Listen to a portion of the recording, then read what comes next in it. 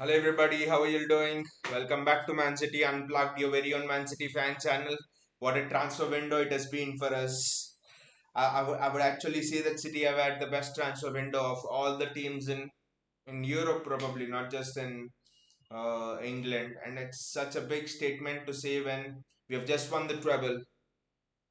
This just tells you the position of dominance in which City is operating at. And just a second, I'll just switch the match on and then we can chat. The first match today was interesting actually. Sheffield versus Everton.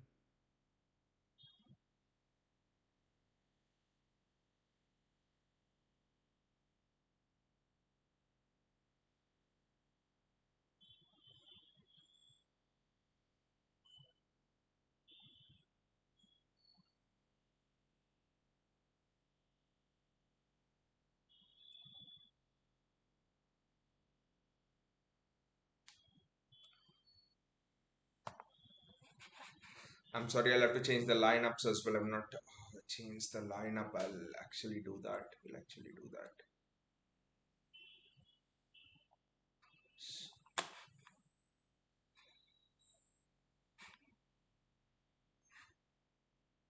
that. Quite an interesting lineup, I must say. Uh, I mean, when I was like just creating this lineup, I was looking at it. I was like thinking, "Oh my God, where will Doku play? Where will Foden play? Will Foden play? I mean, assuming what Foden did against Newcastle, and even after coming on against Sheffield United, he was actually good for that short space of time. I know he accidentally set up Rodri, but he was in that position actually, which tells you a lot. He was in that central position, right place, right time. So Foden for me is actually where will Foden play? Foden plays centrally. Then where will Doku play?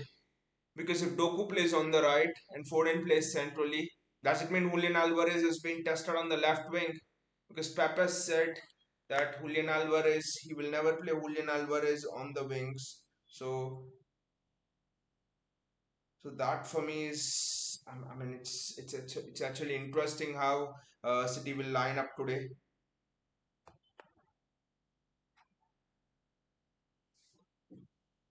The players are walking out in the middle. I mean, I'm still intrigued. I still don't know how City will line up today and stuff.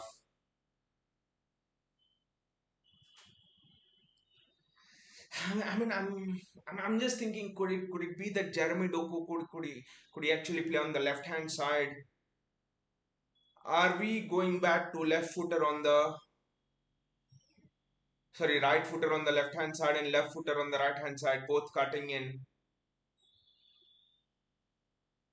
Has Pep played this before? I don't think so. I mean, even since the Leroy Sané and Sterling times, it was always left footer on the left and right footer on the right because Pep loves to maintain width. So for me, it's actually interesting. I mean, let's see how these people have given the lineup on the streaming app. Yes, they have done it the same way in which I did. They are putting Doku on the left, Foden on the right, and Alvarez in the middle. Okay. It could be a bit of 4-2-3-1 actually with Kovacic and Rodri sitting. I know that okay Alvarez will go forward, but I'm just thinking when was the last time Pep played a left footer on the right and right footer on the left? Leroy Sané left on the left, Sterling right on the right, and then the season after that now we have Grealish. I mean, I think Grealish is the nearest example I can think of where he plays a right footer on the left. Apart from that, I've never seen any instances of Pep doing that because he likes his wingers to, maintain width. So it's interesting for me. Counting as his Pep is a nemesis to fantasy football players. Continue, you'll be shocked to know that I don't have any City players in my fantasy football team.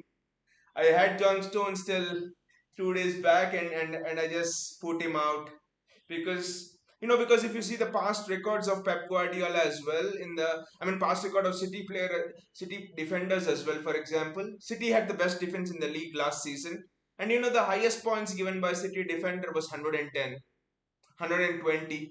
And bloody Ben Me gave 130 points in an average Brentford side, finishing 8th. So, I mean, they're just lining up, and I don't know. I'm intrigued to see where Jeremy Doku starts. Just don't know where Jeremy Doku starts. What do you guys think? What do you guys think about this lineup?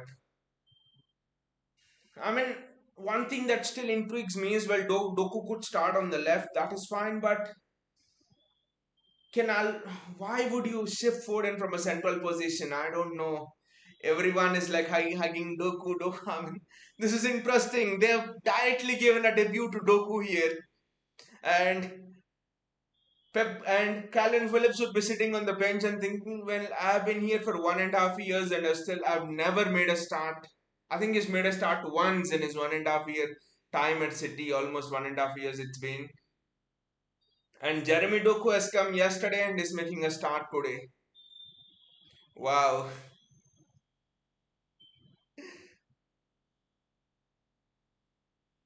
There's been a lot of rotation in the defense as well. If you see, Josko Guardiola is out.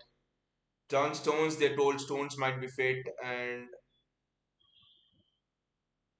he's but is definitely not there. Jack Grealish is not even on the bench, so you can understand the strength and depth of City there.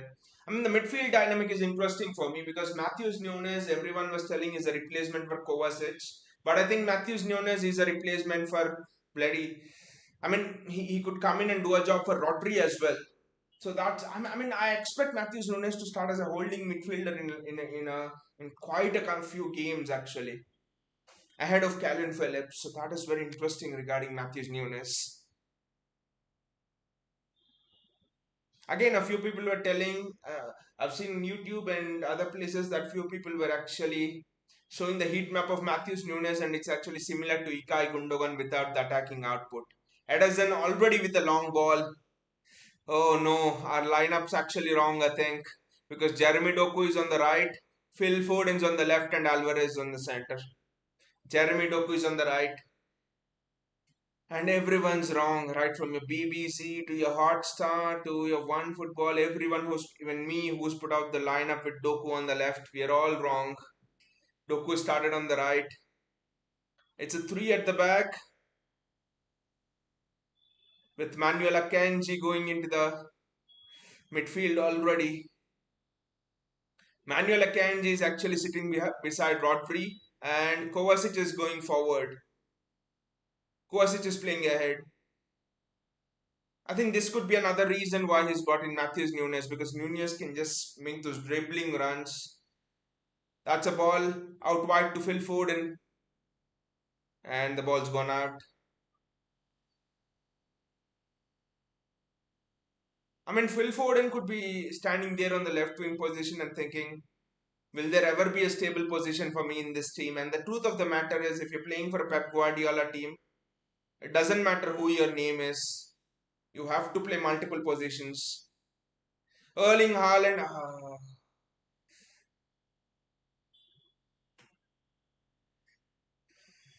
I thought Erling Haaland just made a run onto that ball, but he just didn't fall for him.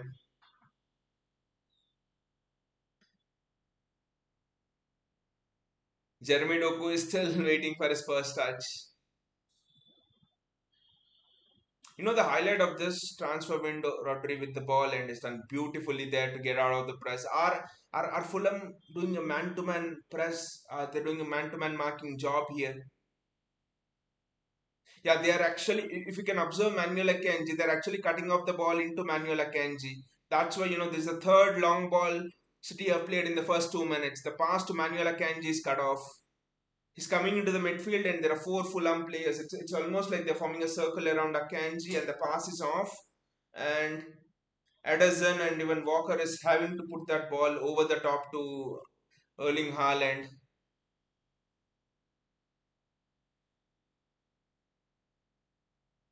It's actually interesting that Kovacic is playing a bit more forward because Kovacic is said to be the master at breaking the press. So if four players are surrounding you, just send Rodri forward and just pass the ball to Kovacic. Tell Kovacic to get back. I think Kovacic can break the press.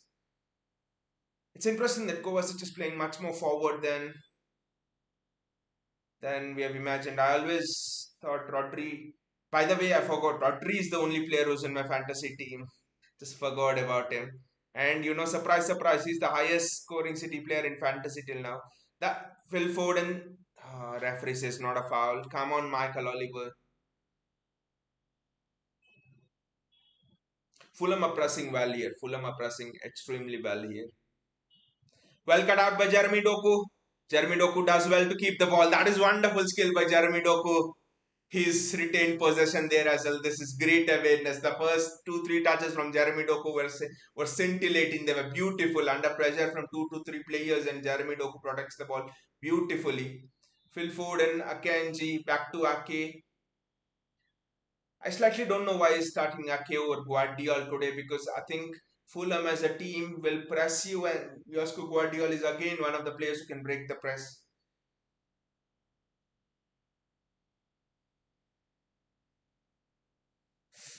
Just bundled up the ball, Jeremy Doku, but then that's fine. Well done by Rodri. I don't think that was a foul. Don't know what Michael Oliver was thinking there, but I don't think that was a foul by Rodri. Rodri just used his body strength well. I just don't think that was a foul by Rodri over there. Not a foul.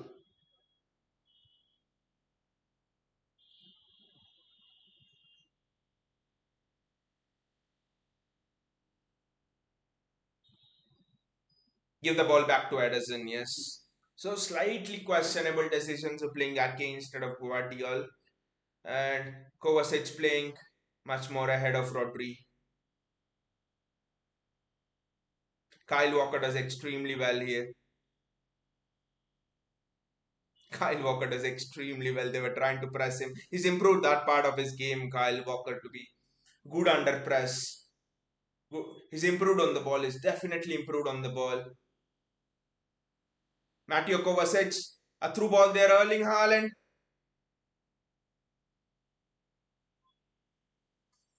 He's up with the foul and Phil Foden gets the ball. Fulham are playing in this narrow block. I think we need to get the balls out to Erling Haaland a bit more faster, I think. Jeremy Doku, Kyle Walker, Ruben Diaz, Manuel Akanji. Manuel Akanji turns in the space and it's Mateo Kovacic does extremely well to find Phil Foden in the box. Jeremy Doku can retrieve it, I guess. Yes, Jeremy Doku will manage to retrieve it. Jeremy Doku one on one. Jeremy Doku one on one. Jeremy Doku does extremely well there. Ah, that's well done by Jeremy Doku. Look at it. The defender doesn't know if Jeremy Doku will go on the outside or will go on the inside. That is wonderful skill there by Jeremy Doku. But two interesting pieces of play. Akanji turning in that midfield and Mateo Kovacic again turning.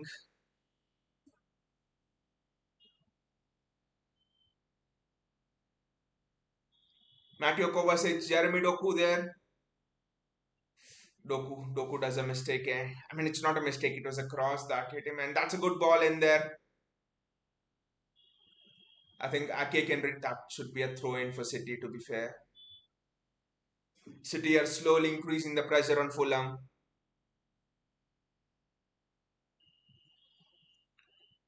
Kyle Walker, good pass there by Kyle Walker. City showing Jeremy Doku again isolated one on one with the Fulham winger. He decides to go back. I think this decision making at 21 years of age is just beautiful from Jeremy Doku. That's a hospital pass from Manuel Akanji. Stupid pass from Manuel Akanji, and now Fulham have a 3v3 at the back. No City have come back and recovered, so that's fine. But again, Manuel Akanji, he can sometimes be beautiful and sometimes be terrible. There's nothing in between for Manuel Akanji. Champions League final is a clear example. He does the mistake for not Lisandro Martinez, for Lautaro Martinez to get in that Champions League final, and then it was his pass that broke open the Inter Milan defense and allowed Rodri to score that goal. Stones to come in there, and so that match summed up what Manuel Akanji can be. To be fair,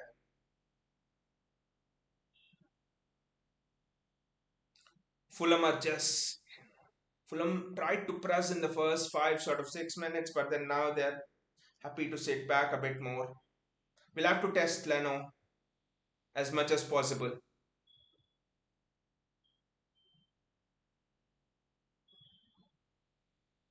Kyle.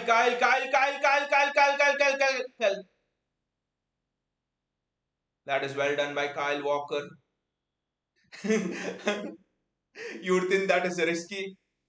You would think that is risky from Edison, but that is how City play. If you think that is risky, you have not seen City playing out from the back much too often. There's nothing called as risk for a cold-blooded monster in Edison. I think Marco Silva is not there for Edison as well on the touchline. But slightly questionable still. I'm thinking about the decisions of playing Ake instead of Guardiola and Manuel Akanji coming into the midfield.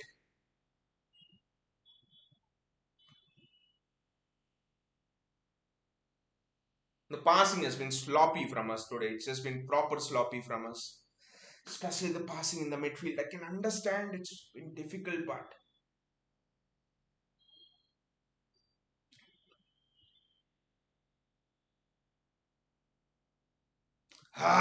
there is space, Kyle Walker. And the ball's gone out. That's a corner. Well done by Manuel Akanji.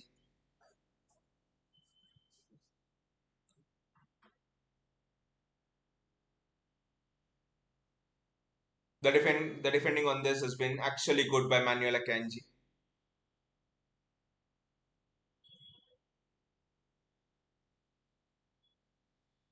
I hope we don't bloody concede.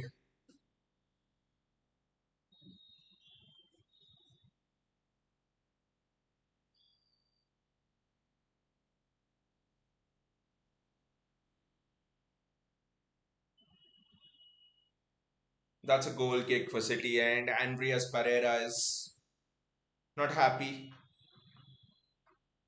Well, I don't have much hate on Andreas Pereira because he's actually scored that goal against Arsenal. So, even though he's a ex-Man United player, but I think we need to here speed up the play here. That's the slow, lethargic passing. It just feels that City are still sleeping on a lazy Saturday afternoon. We have just not arrived at the stadium. That's how it feels. A great sunny afternoon in Manchester, and we're just sleeping, not yet woken up.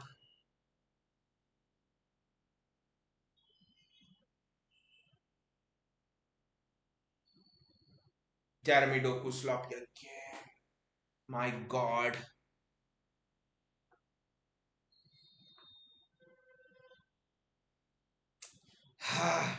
First 10 minutes have been sloppy from City at best. One or two good touches from Jeremy Doku, and that's it. Not been impressed at all by how we have played till now. Not at all been impressed. No, there's no press on as well. It's as if no one wants to press.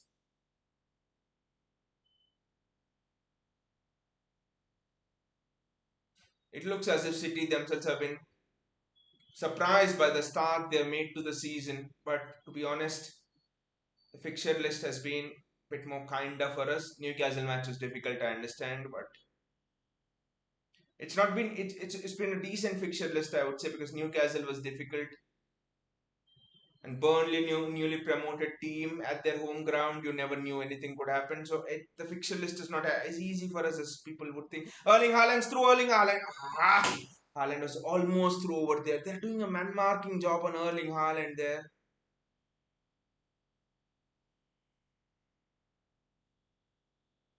Erling Haaland was almost through.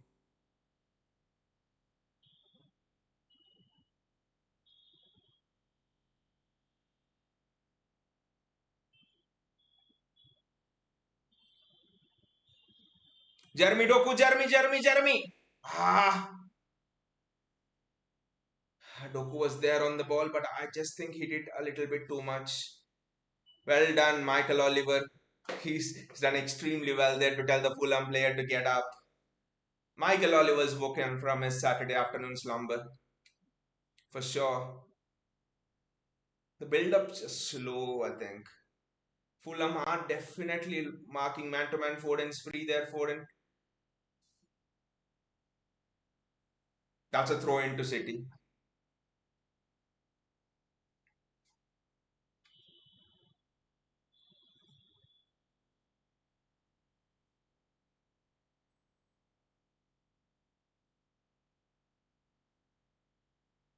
Mateo Kovacic. Kovacic is going a bit more deeper now to receive the ball. This is interesting. Rodri just spray the pass to Doku. Yes, they have got Doku now. He's played that ball to Julian Alvarez, but the ball's gone out again.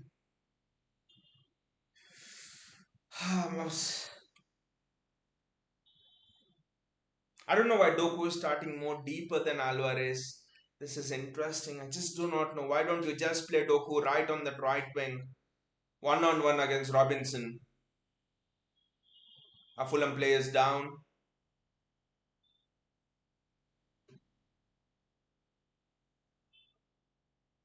but all of these will be added on. All of these will be added on. I think that's what Raul Jimenez is telling to Michael Oliver. Please do not add on these. And Michael Oliver is telling to Raul Jimenez, get lost. I don't know how the players had a cramp in the 14th minute. Marco Silva's on the touchline. Marco Silva's on the touchline. Just so Juan Malilo and the instructions that he'll be relaying to the players. Why are they showing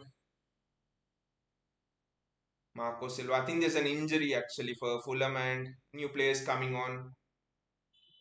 Yes, I think the Fulham players going. It's not a cramp, so I apologize. It's not a cramp. It seems to be a knee injury or something.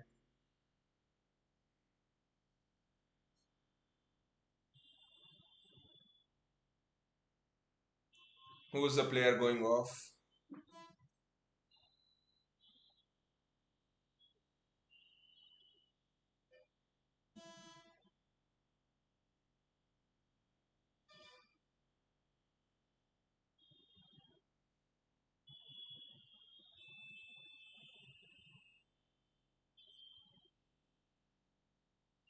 Harris is the player coming on, and not even heard of him. Not even heard of him. To be fair.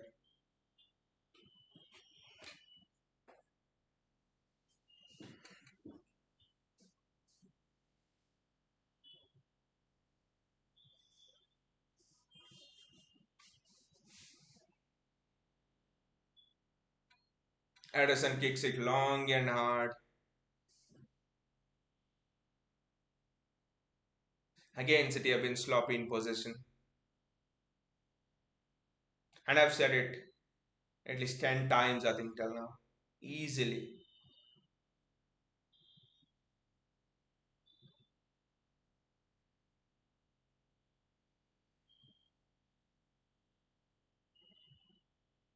Julian Alvarez is interesting for me. Just, I don't know if I know he scored a goal against Newcastle, but I don't know why you're playing Phil Foden on the left hand side when he was excellent against Newcastle.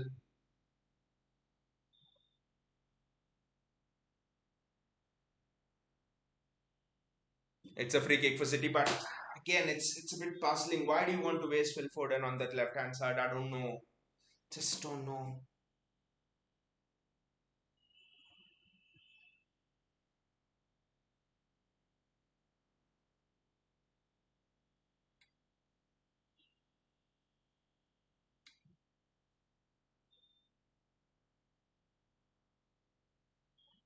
Again, City are building out from the back, and what a stupid pass there. Straight to a Fulham player. The pass is straight to a Fulham player, and the Fulham players as well. They have just kicked it out. This match is just no one's woken up for a Saturday afternoon kickoff. I think it's just sloppy all round. Everyone's just playing sloppy football here. City give the ball to Fulham player in the midfield that too, and the Fulham player just kicks it out.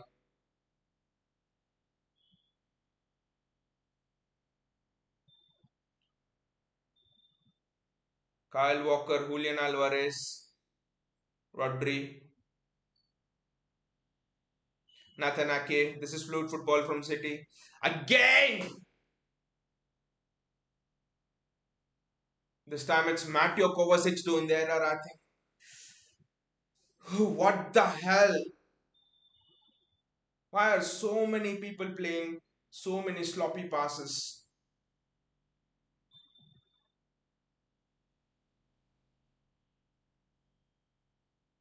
Burnley already is looking to waste time, but Poor Burn Leno, he doesn't know that all of that time will be added.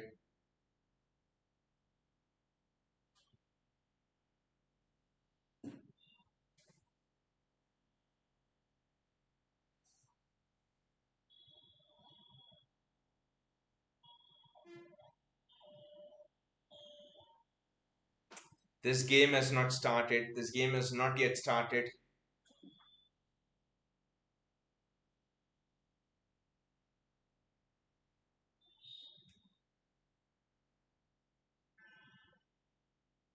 Everyone's just sloppy. Phil Foden does well. Now he comes into the center of the field in the build-up phase, of course, and he takes matters into his own hands. Alvarez to Rodri. Rodri to that's a great pass from Rodri to Foden. But the ball goes out just ahead of Foden. Sorry, ahead of Kovacic there. Ah, no one's able to find. I think the pass completion rate of Rodri must be zero. The long pass completion rate of Rodri must be zero at this rate. No one's trying to find a single. I think Fulham are just man marking the shit out of us here.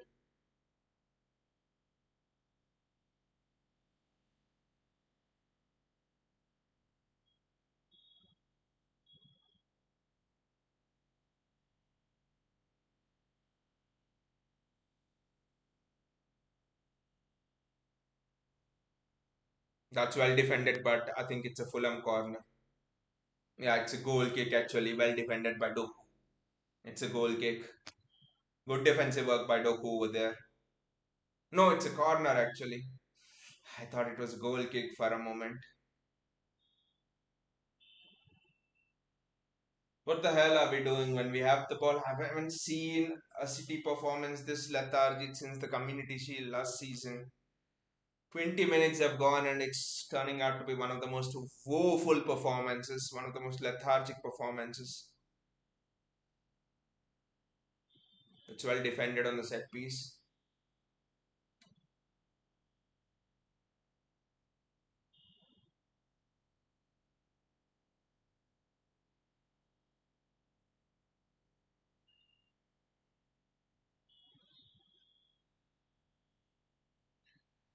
Fulham are wary of City's counter presence, so they're not able to pass the ball forward confidently.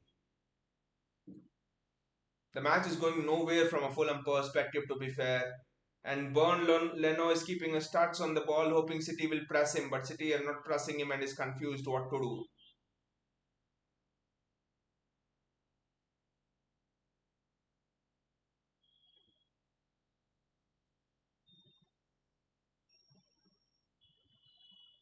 Fulham are playing some neat triangles over here, but you're pressing in a 4-4-2 structure. That's a good touch, but again, our defensive structure is actually good. The defensive shape is good. Fulham have nowhere to go. Fulham are struggling here to go somewhere in the attacking phase. They absolutely have nowhere to go. Natanaki gets the ball and City build up again. Fulham have nowhere to go. This is wonderful defensive structure. It's just the attacking phase is what I'm worried about.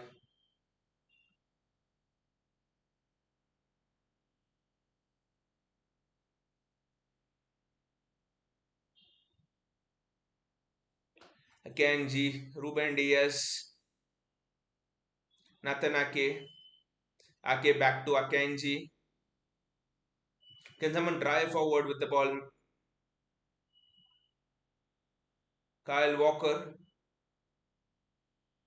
Ah, almost a good touch, but nothing. Scum of it. Nothing's just happening in this game. Nothing's happening.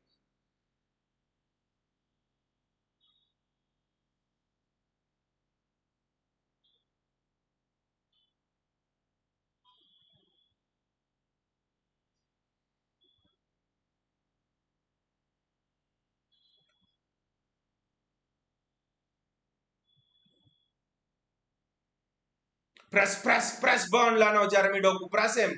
Press him. He's an absolute.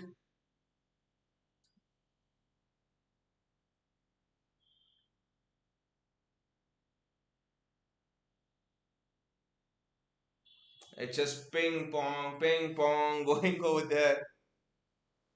There needs to be some adjustments made, I think. I don't know what Pep is thinking about this, watching from a distance, but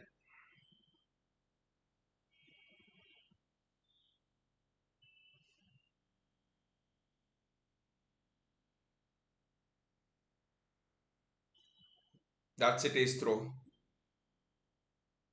I think Kovacic needs to take it upon himself to drive through that midfield, and I don't think Foden out wide is actually helping. Foden out wide is not helping at all. It's helping no one. They're easily able to mark him. Foden out wide. They're pretty easily able to mark him.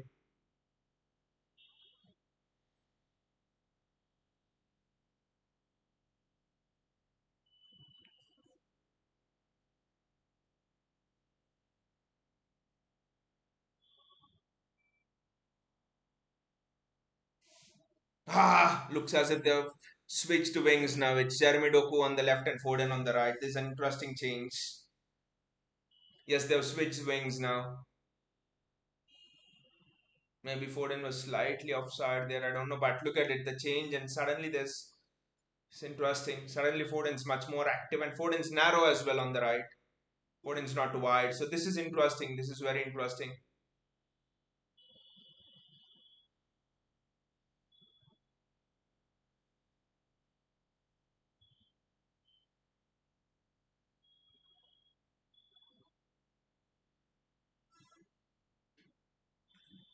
Michael Oliver today, I don't know why he's just giving so many fouls against Rodri when that's not a foul. Don't know what Michael Oliver is doing today.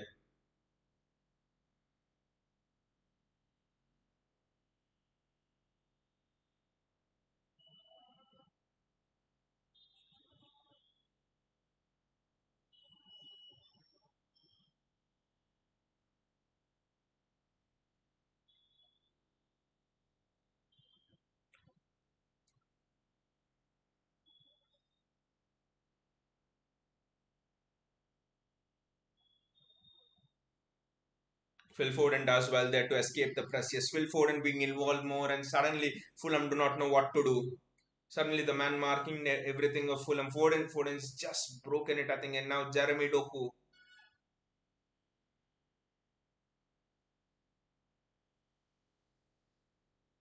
Ah, that is wonderful from Jeremy Doku there. I think Jack Grealish will be sitting in his home and thinking, my God, now my place can go. That is wonderful skill there from Jeremy Doku, to be fair. Again, he can come on the inside. The defender was thinking he'll just come on the inside, but he went on the outside now. Interesting to see what the defender thinks there.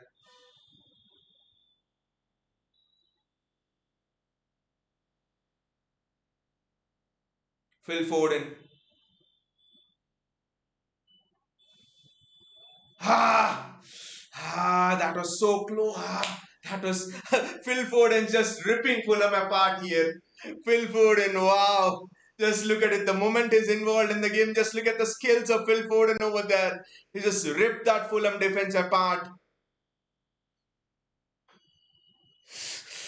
Yes, Haaland almost thought that he's had a tap in over there, but not to be. It was not to be. Michael Oliver again, another decision in Fulham's favour. That is wonderful from Phil Foden.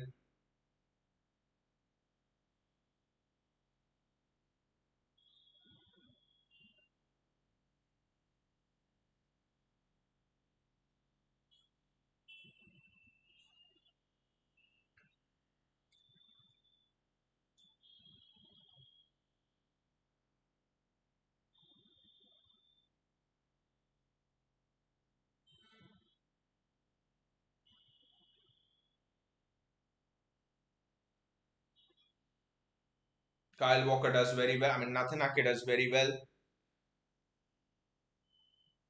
28 minutes gone, and I think in the last few seconds, that was the best piece of attacking moves we've seen from City. Phil Foden doing that. I mean, if someone can do that, just bloody play him in the midfield. That said, he'll just break any team apart. Why you want to just put him on that left wing, right wing, left back.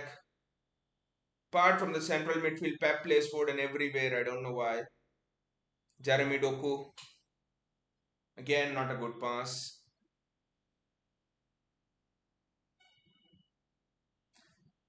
Did a good piece of skill at the start, but and that cross into the box was good from Doku. But apart from that, he's been a bit sluggish on the passes. I mean, not sluggish, but the understanding is showing, lack of understanding showing.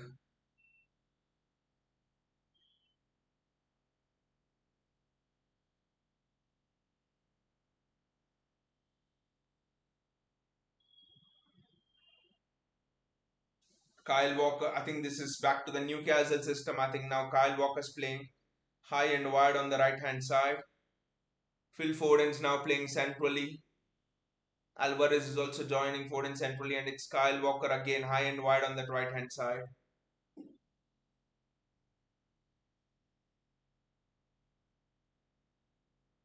I think a lack of John Stones as well is the reason for this, because just imagine if John Stones goes into that midfield, he can just break through Fulham's press with ease. Nathanake back to Edison. No attacking output at all from City today. Zero attacking output.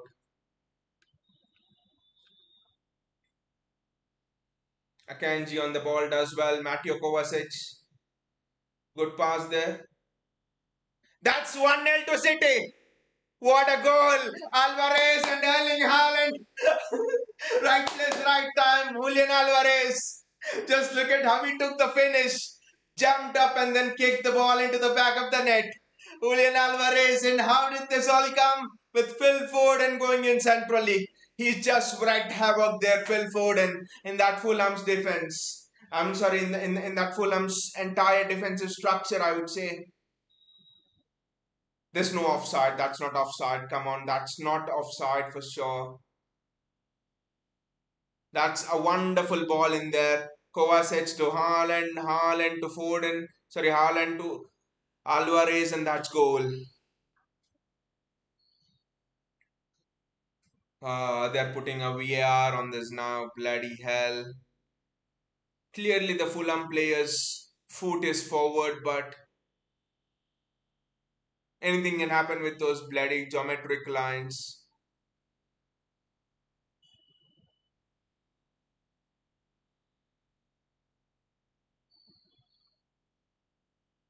Yeah, he's definitely behind the ball, and yes, the goal has stood. Yes, it's 1-0 to City.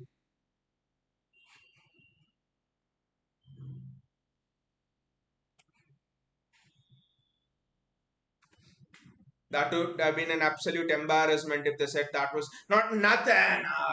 Mistake from Nathanaki, and it's a corner to Fulham. But that was again great understanding between Haaland and Alvarez. I mean, looking at that, I think that is what probably Pep. I mean, in a dream scenario, when Pep's planning for his games, playing both Haaland and Alvarez together, I think that's the kind of goal which Pep would have dreamed of. Haaland passing to Alvarez or vice versa. I think defend the set piece well.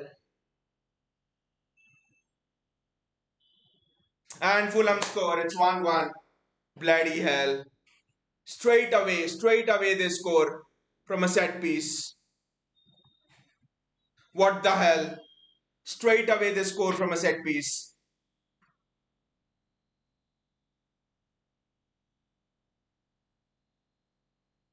We have worked so hard to score that goal, and straight away they equalize 1-1.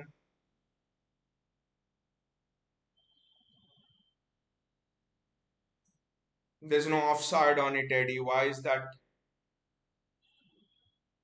an offside?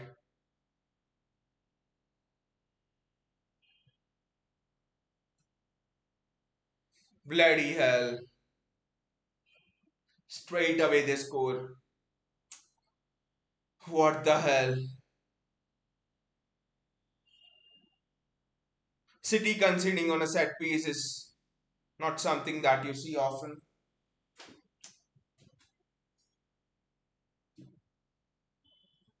Pep Guardiola will not be happy with that. No one will be happy with that. Again, a mistake from Nathan Ake.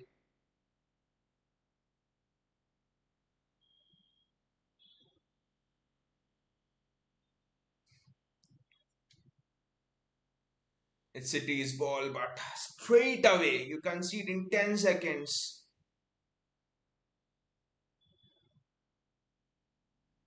Fulham now have their tails up.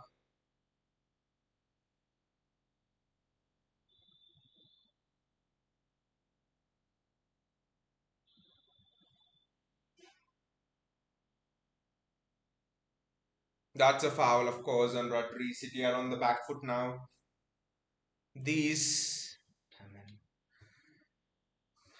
these last 5-10 minutes before the break will be so important. City are on the back foot now. We scored a goal, just settle down, take that 1-0 lead to half time, and then look at it. But no, just had to concede straight away. And now it's a free kick as well. Fulham are so dangerous on the set pieces, but City are the best team to defend the set pieces and stuff.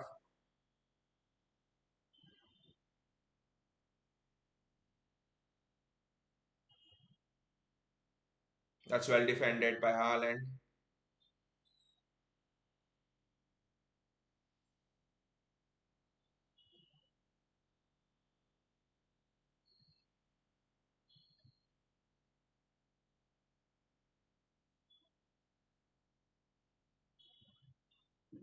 That's a goal kick. You know where the mistake for that corner was in the at the front post. I think that ball should not have been allowed to reach Ederson. The mistake was on the front post. To be fair, because once it reaches Ederson, then I don't think anyone could have done anything. It bounces. It's just anticipation after that. If you're there in the right place, right time, then it's fine. Otherwise, I mean, I don't know who was that at the front post. Was it Erling Haaland with the mistake? I don't know. City are looking sloppy.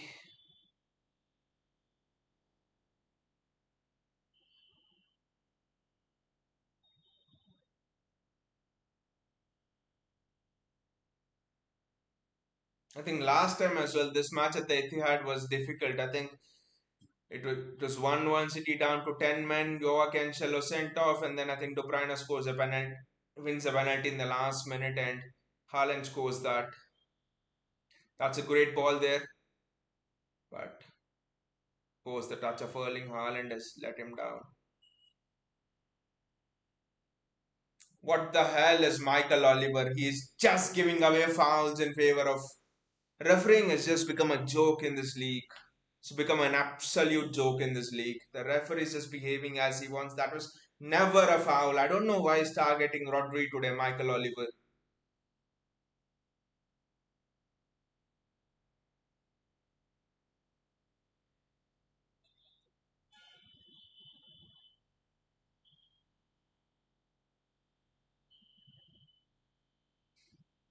That's a City throw.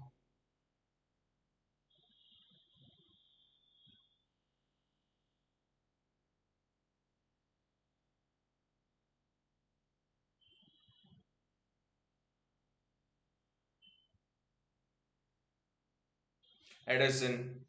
I think City will just look to survive in these last 10 minutes because I bet there'll at least be 2 minutes of added time.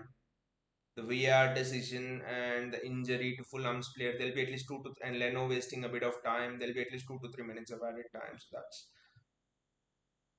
not a worry. Phil Foden there. No, there'll be no foul against Phil Foden because Michael Oliver only wants to give fouls against City players.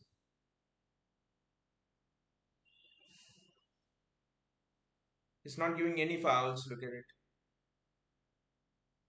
He's just allowing the play to go on.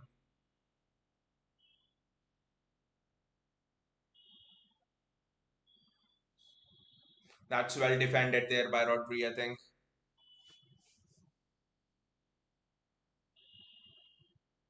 Manuel Akanji comes out with the ball.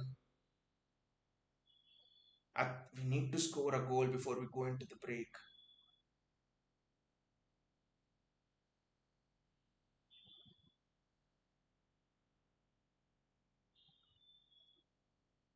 Rodri. That's a good pass there. Ah, Foden was away. Julian Alvarez should have done well on this pass. Julian Alvarez wins the ball. Ref. But to be honest, I think this was a foul.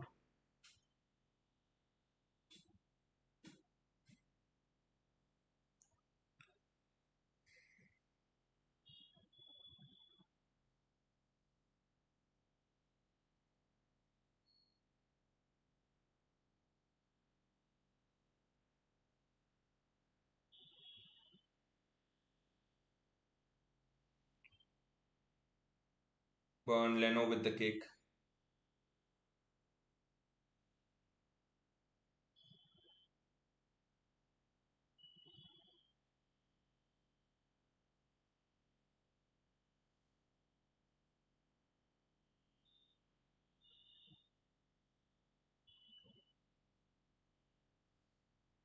That's a foul on Foden. That's a foul on Foden. Just give him a yellow card.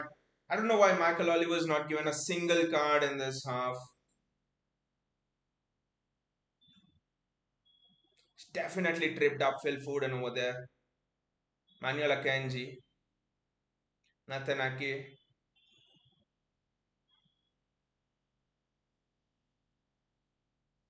Jeremy Doku again.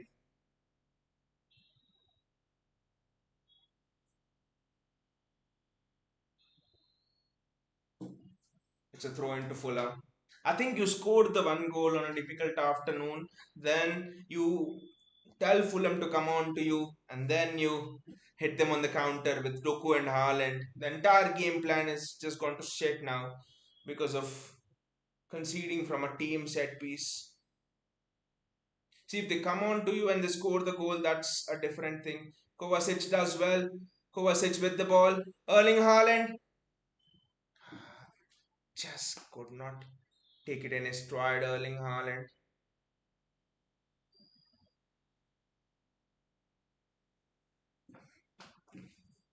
That's a yellow card for Rodri. He needs to be careful now. That's a yellow card for Rodri.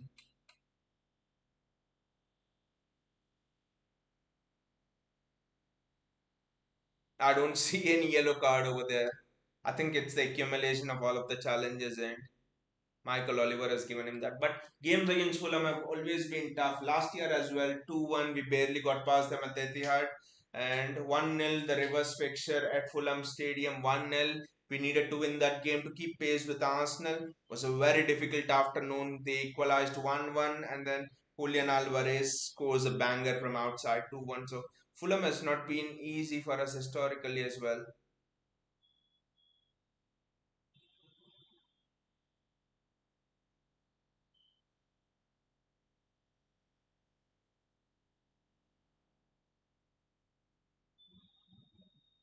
Rodri.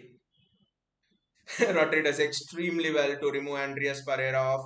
And Jeremy Doku is away. Jeremy Doku is away. Phil Foden's free. Phil is free. Phil is free. The passing has just been atrocious today.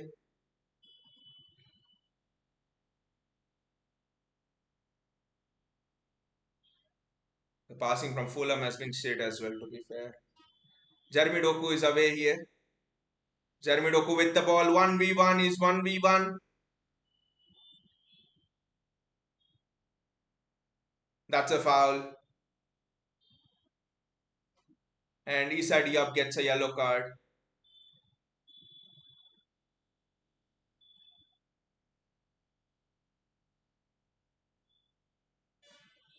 He's just stuck out a leg there, to be fair. He didn't know where Jeremy Doku was going.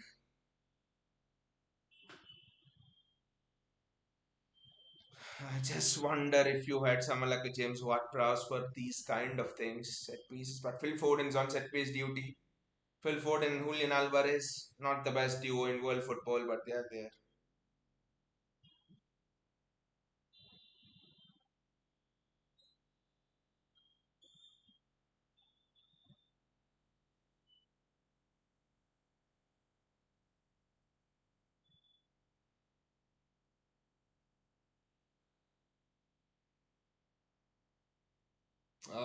Not a good set piece to be fair.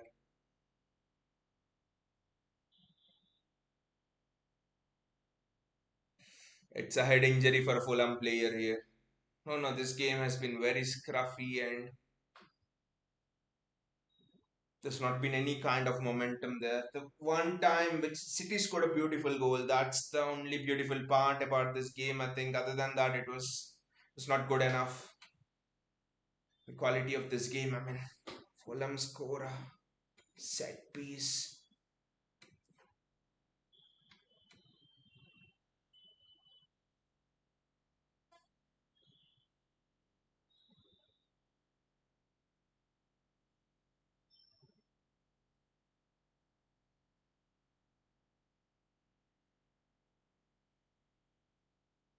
I think the marking for the corner was atrocious. It wasn't good enough. The marking for the corner, to be fair, it was very bad.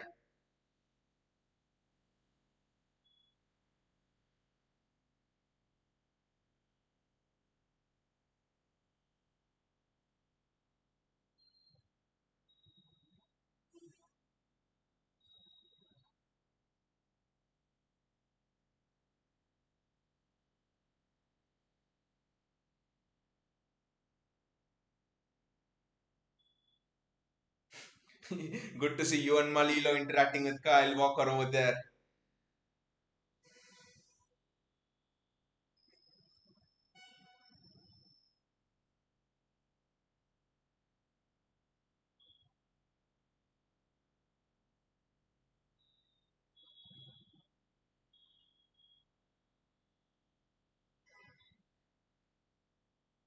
5 minutes of added time, can't complain about that, to be fair.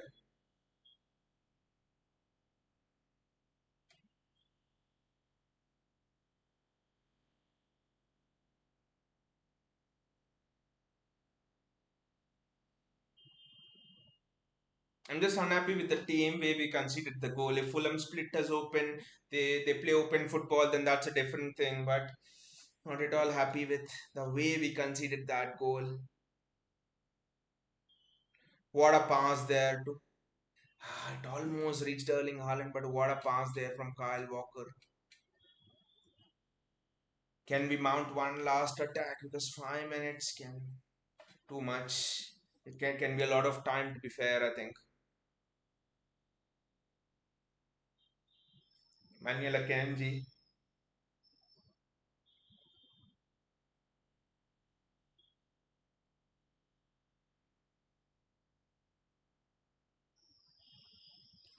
Rodri.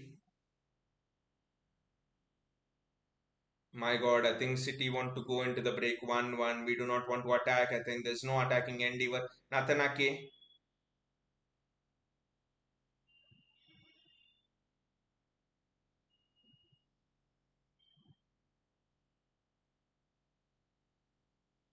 I still don't understand the decision of starting Ake or Guardiola for this match because, I mean, nothing on the players' side, but I like both of them. But for me, I think when you need balls into those channels to feed Tuku, to feed Food, and to feed your wingers, to feed Haaland, I think Guardiola is a much better player at doing that. But this is good skill there from Kenji, and then ball just doesn't reach Phil Foden.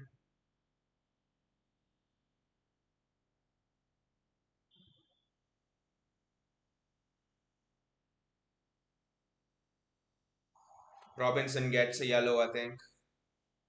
Akanji's down. Yeah, that can even be more than yellow.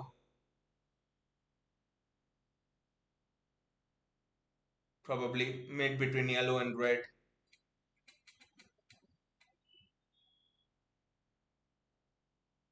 How have we lost the ball?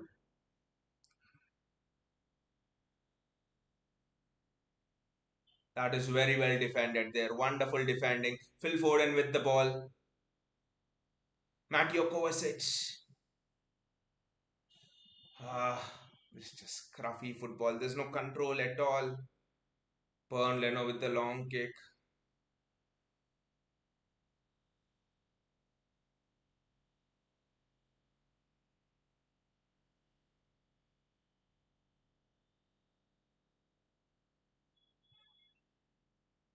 That is well done by Julian Alvarez over there and Rodri.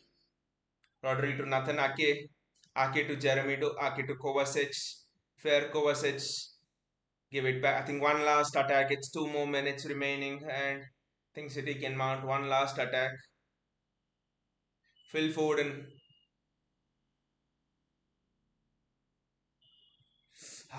And that's a corner for City.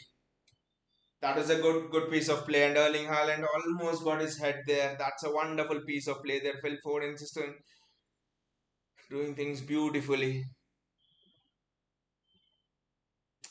Issa Diop got there first, but that's a beautiful ball in from Phil Foden. Diop got there first, otherwise that was a goal to City.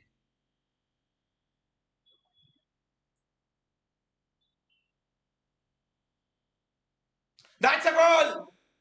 That's a goal! Nathan Ake! What a goal, Nathan! Wow! He was at fault a bit for conceding that set piece, and Nathan Ake right at break, right on the stroke of half time. Nathan Ake scores! Wow! What a goal!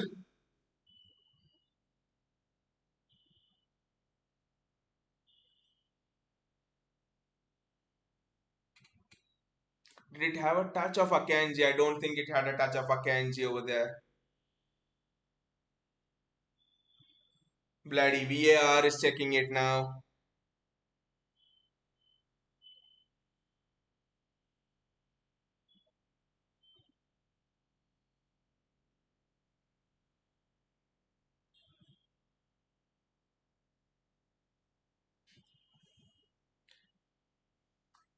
There's no touch of Akanji.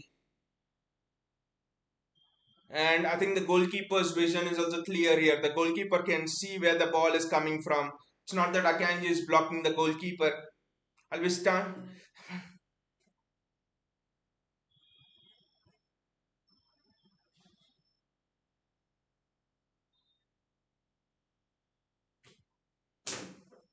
How is Akanji blocking the vision of the goalkeeper over there? I don't know.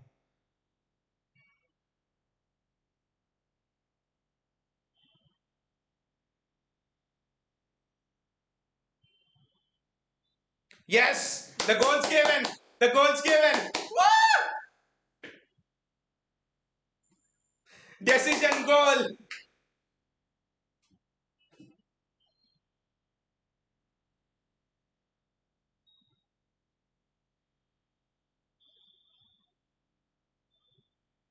Decision goal! I don't care. I Marco Silva is telling it's impossible.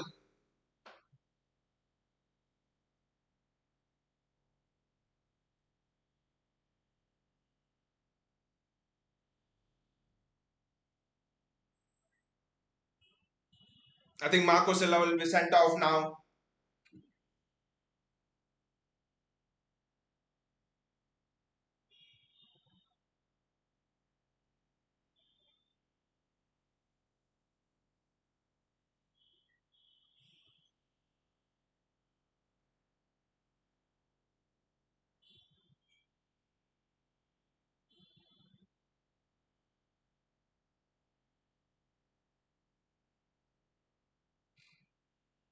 There's a big controversy brewing, I think.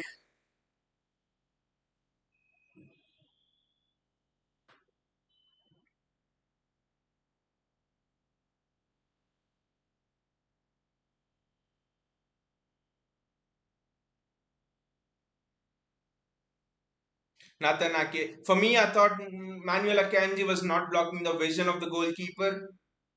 That's not offside. It's clear, but maybe I'll have to ask you guys in the chat, in the comments, what you think.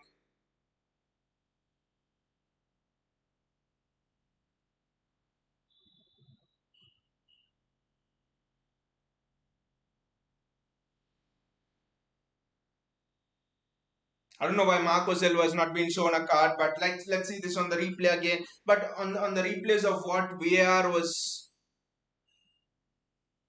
but on the replays of what VAR was checking, I thought it was not offside because Manuel Akanji was the ball went past Manuel Akanji. Manuel Akanji was not in the line of sight of the goalkeeper, because Bern Leno could see the ball coming. It's not Manuel Akanji was not blocking the vision of Bern Leno. The ball went past Manuel Akanji. I don't think this is an offside goal, but let me know in the comments, what do you think? Is this an offside goal or not?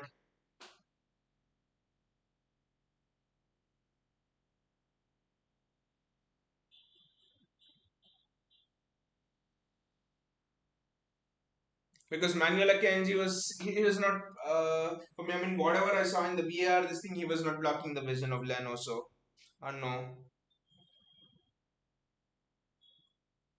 But overall on the game, I thought it was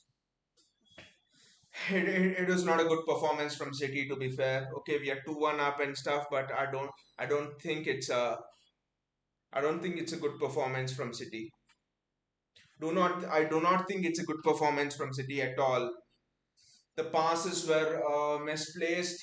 I mean, okay, Fulham were pressing. The structure was difficult tactically. Marco Silva is always, for me, I've always thought Marco Silva is a tactically intriguing manager to play against.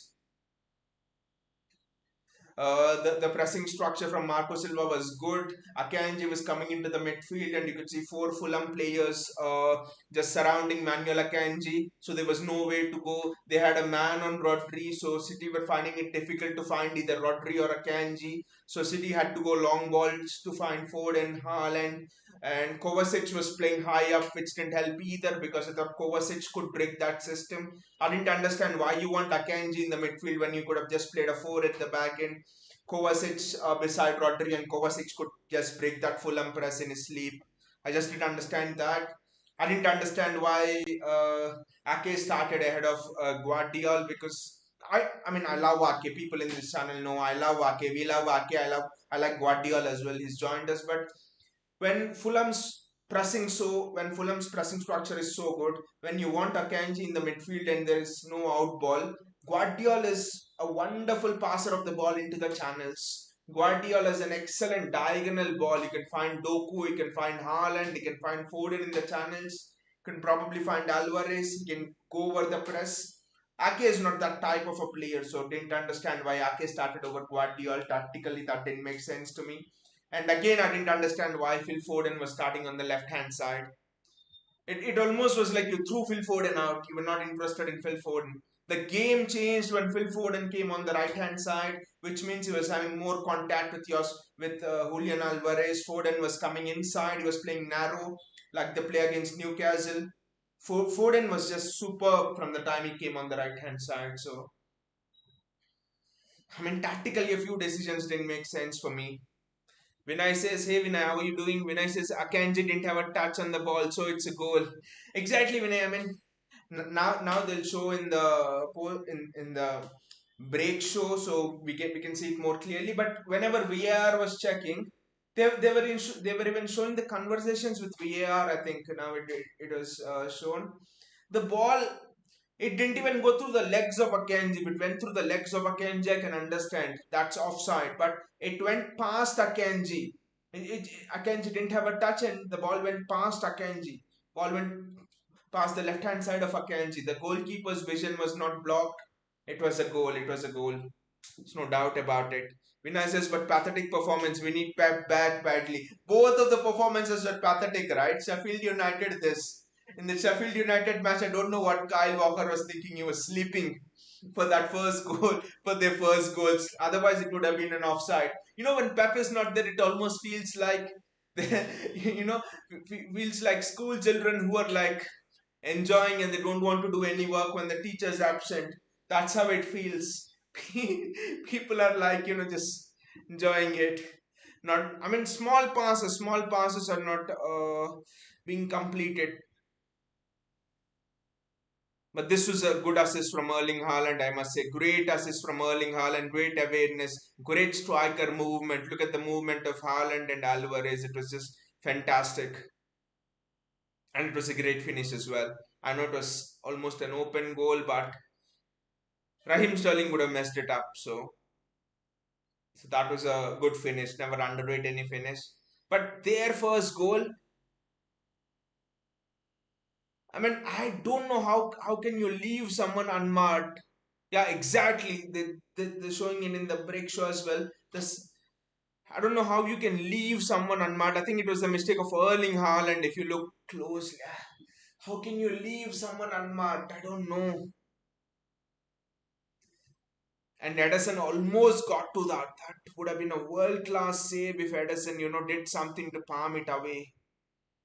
No one could have done anything. But I just think you just cannot leave. The first touch of that in itself was pathetic to allow the first touch to be taken freely. Now they're showing the VAR thing. Let me just see it more clearly. I think the ball went past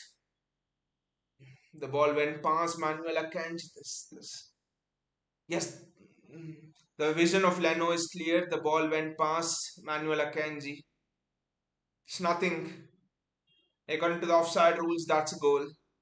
Vinay says, I don't know why we take so much time to break down an opponent to create chances. It's good for opponents. Sloppy, Vinay, sloppy. That's it. There's no intensity. It's sloppy. That's it. And I mean, the biggest thing is Phil Foden on the left, and there was no creativity in the first 30 minutes. It's as simple as that. Zero creativity in the first 30 minutes.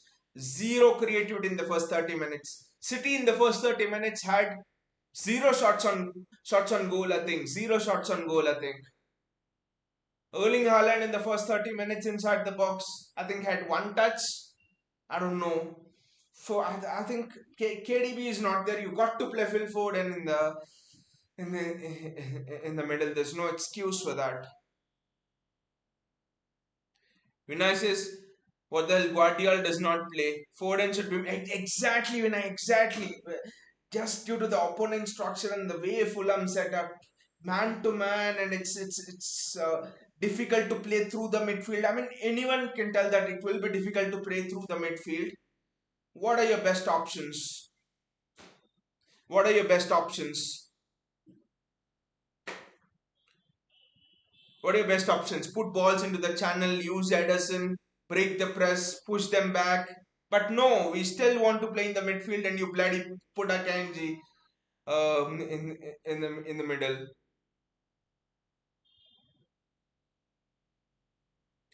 Cardenas says Ake should have reacted better to defend the rebound for Fulham's goal. He was the one close to the back post. Cardenas, I think it's absolutely difficult for Ake to defend that on the back post, because when you're on the back post, you're just anticipating things. I mean, no Ake. I mean, it's impossible to anticipate that Ederson's rebound will go there, right? And by the time that happens, I think Reem has anticipated it better than Ake. So you just can't do it, it's just anticipation. And I mean that rebound could have gone anywhere. If that rebound fell behind Reem, then Ake was there. Then you would have told, why wasn't Ake there? So I actually think that rebound was difficult of Edison. But the thing, I think it coming off the front post, you can't leave someone free of the front post. That was criminal. You just can't leave someone on the front post. That's just absolutely criminal. I think that's where the mistake of that goal was. You can't leave someone free in the front post. I think because once it goes off the front post, it's just like tossing a coin. The ball can fall to anyone and everyone. So don't blame Ake. I blame Ake for conceding the set piece. Probably his touch let him down there. But apart from that, I think he just cannot be left free on the front post. Vinay says Guardiola should be in the lineup, centre back or left back. Ake didn't play centre back for a long time, and Ake is just not suited to against Fulham. I would say for this game, Ake is just not suited. So I was a bit surprised with that. And again, I don't know why there is this obsession of playing Julian Alvarez every time. And by the way, what do you guys think? What do you think? What did you make of Jeremy Doku's performance?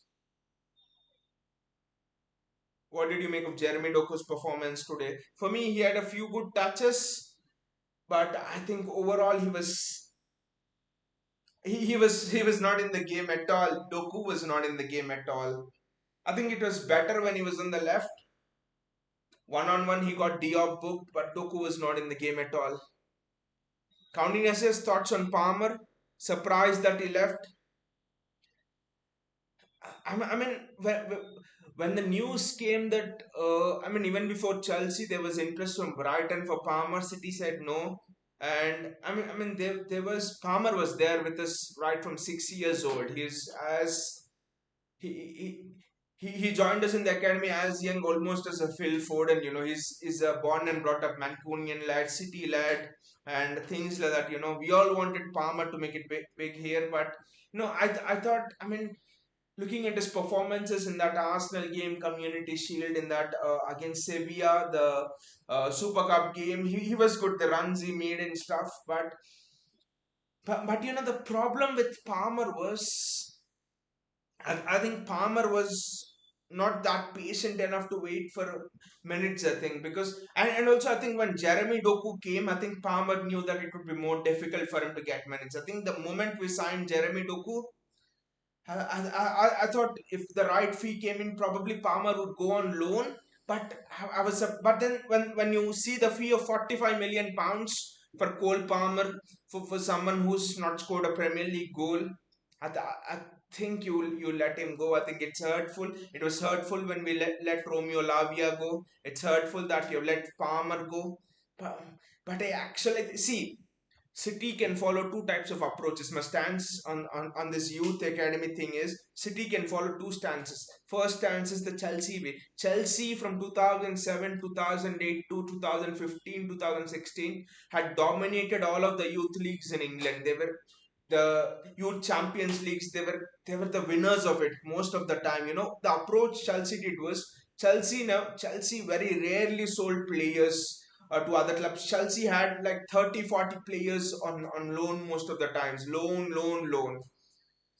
And and what I saw from that approach was the players didn't develop well. And now it's City. What City are doing is City are selling the players, they're getting the money, and they're inserting buyback clauses, they're inserting clauses on onto that. I think this is better because it allows the player to grow as well. A player on loan will not be more comfortable than a player finding a permanent home, a permanent transfer.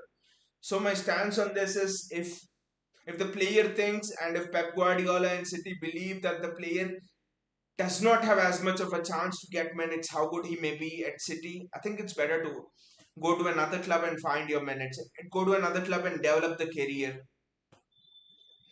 Because it's difficult at City when you're going for four trophies, when one mistake could actually be the difference between you losing the Champions League or winning it, between you losing the Premier League or winning it. It's difficult for the youth to get chances when you want to go for triples and quadruples all the time. I think it's difficult unless you show exceptional this thing. And I still thought Palmer needed to be here one more year if he had to be permanent in the City team and get minutes regularly. And it's good for him, he has gone, but that's the way it goes. That's the way it goes. I won't be surprised if James McAtee leaves us next season as well, maybe for the lack of minutes, because now we have signed Matthews Nunes, so, and we might potentially sign Florian Wirtz. So that's how it is with youth. The show goes on. That's what I would say. The show goes on, and you back the club to make good decisions. Because holding on to players with sentiment is not good thing as well, right? I think that balance is required, ruthlessness and sentiment. That balance, and the balance leaning more towards ruthlessness is what will help you, to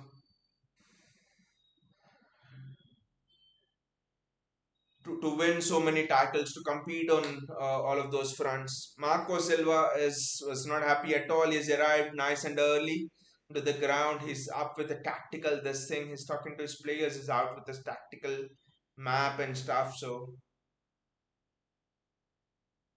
have City made any changes? That will be interesting to see. No, they have not made any changes.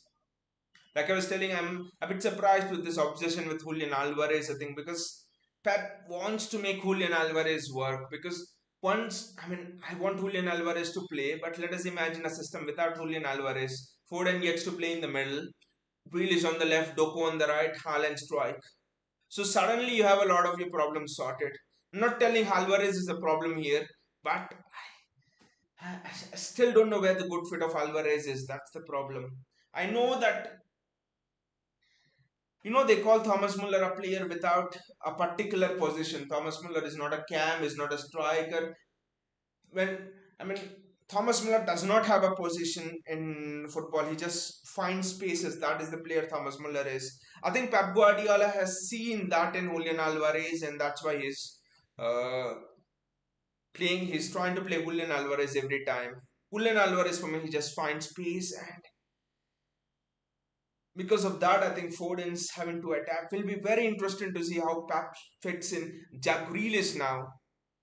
How Pep fits in Grealish, Alvarez, Foden, everyone. So back pass, and it's not a back pass. When Grealish comes back, will be interesting to see where does Julian Alvarez play and where does Foden play. And I'm surprised that Pep is. I know we've gone for Lucas Paqueta, but I'm surprised that Pep is not tried Jack Grealish in the central position, because Jack Grealish can play as the Lucas Paqueta thing. He has everything. He has the flair. Can dance through the midfield. He has the skills. He has the vision to play in that midfield position. I'm surprised that he hasn't tried Jack Grealish to play the role which we went to Lucas Paqueta for. We started this slowly again.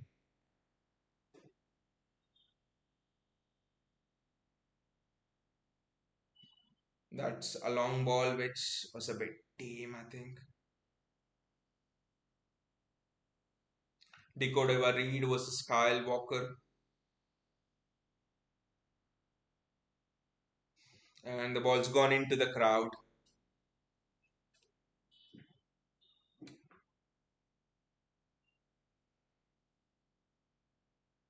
Have to score the next goal. We have to score the next goal, guys. We have to score the next goal.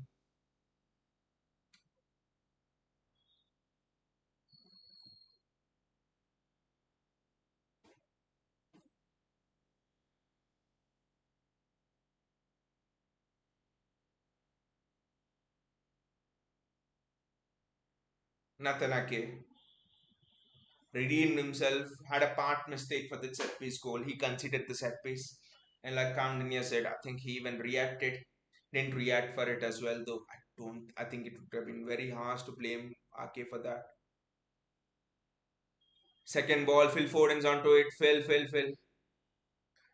It looks as if City are playing a bit more expansive now. Nathan Ake, Jeremy Doku does well. Two players doubling up on him. Kovacic, Rodri. City want to sit Fulham back first, I think, before doing anything. Nathan Ake, Jeremy Doku.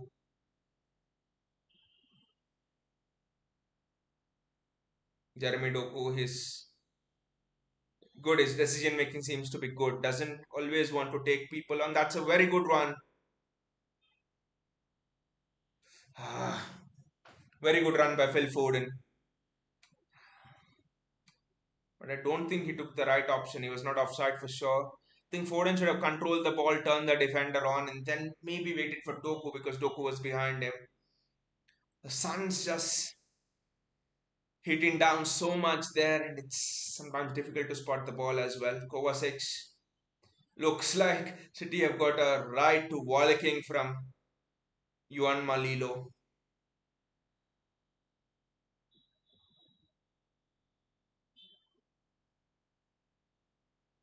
We seems to have started better. We seem to have started better. Be fair.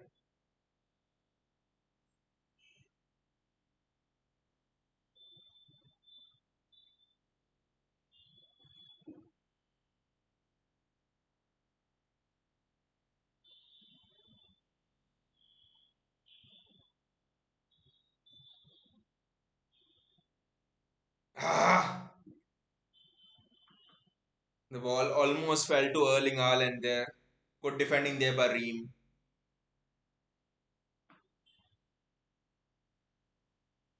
Manuel Akanji, Mateo Kovacic does well. Nathan Ake, Jeremy Doku, and that's a City throw. Doku does well over there. Two people are marking Doku, and I think that will be the challenge for Doku. But then that should also create space for others, and Alvarez is actually occupying those spaces. It's interesting.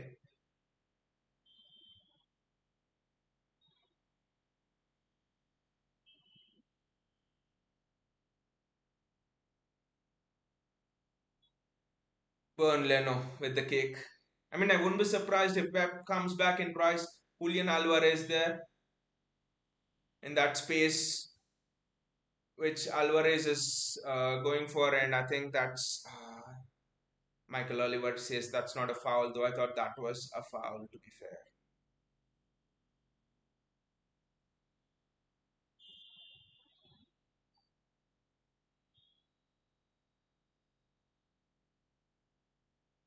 That was a clear foul. He's got his rattled him on the back. Matthias Nunez is sitting and watching there. But Foden playing through the center, I'm actually happy. And Alvarez occupying those half spaces.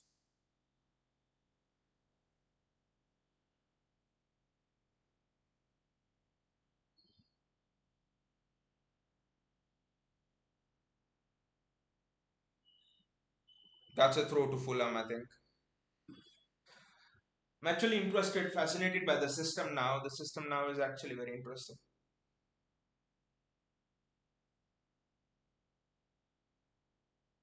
Back to Edison, no chances taken. Back to Edison.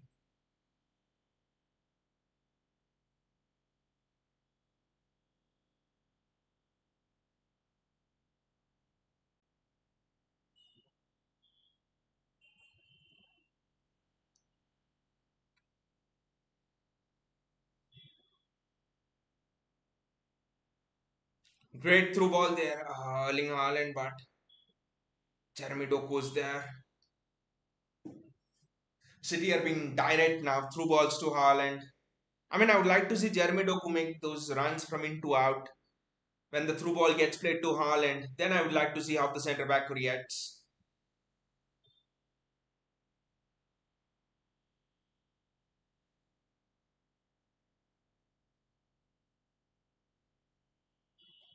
That was again a foul on Haaland, but looks like Michael Oliver does not want to give any fouls.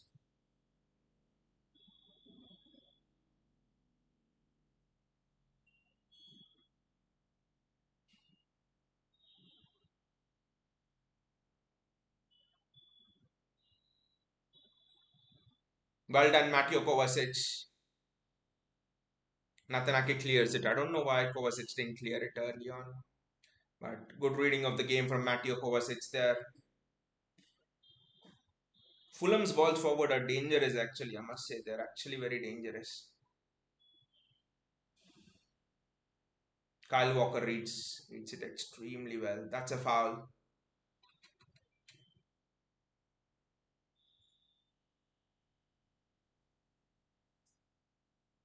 And that's a yellow card as well for Harris, I think. Yes.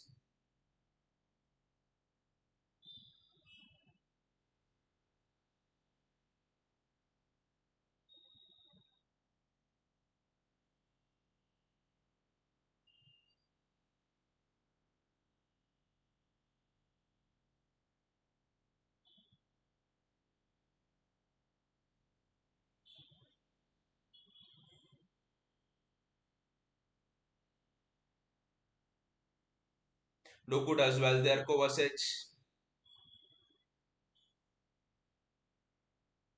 They're pressing as a three. They're pressing City. Well done, Kovacic. Doku comes central now. This is interesting. Nathanake. This is good. City are at least able to play around Fulham's press now. This is a positive one. I have not seen City play around Fulham's press all afternoon. So Nathanake, Rodri.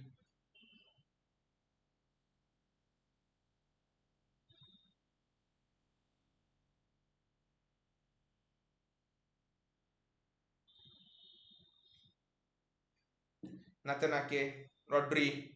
The spaces, the positions Rodri is taking up is very good, and that's a good ball out wide.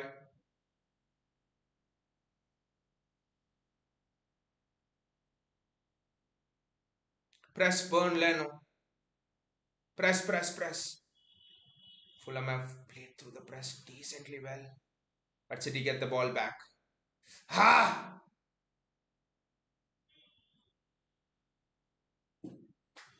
Good pressing there to retain the ball back. Ah, Fulham are away. Doku, Doku, Jeremy. Well done, Jeremy. Well done, well done. Very good pressing from Jeremy Doku over there.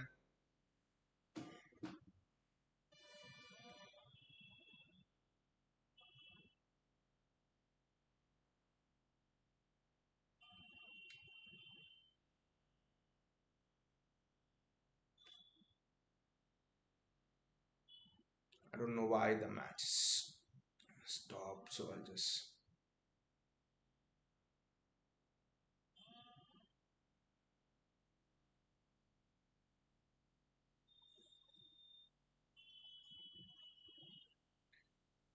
Nathan Ake. Nathan, play it back to Eddie. Yes. We need to score another goal, guys. You don't want to. You don't want matches like these every week. Newcastle 1-0.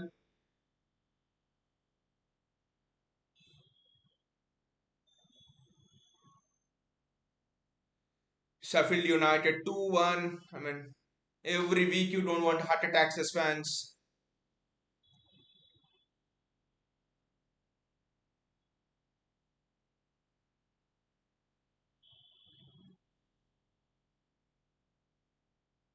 Phil Foden,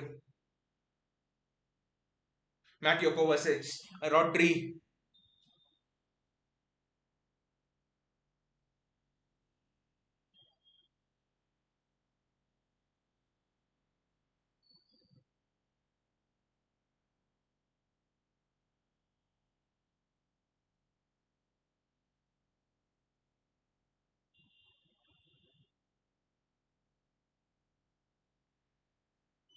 Ruben Diaz, good ball.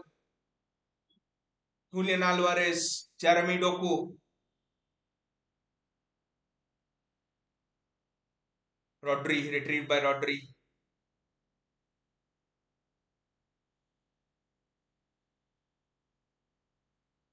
Doku is improved in this half. Doku's performance in this half has been better. It's been good. Mateo Kovacic, Rodri. City are now starving Fulham of the ball. The City's press is just so intense whenever Fulham get the ball.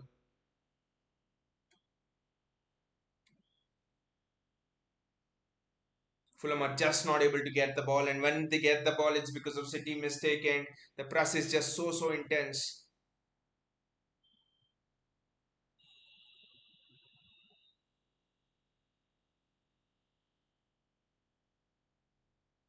Good ball, Erling! Erling! Erling! Wow! Wow!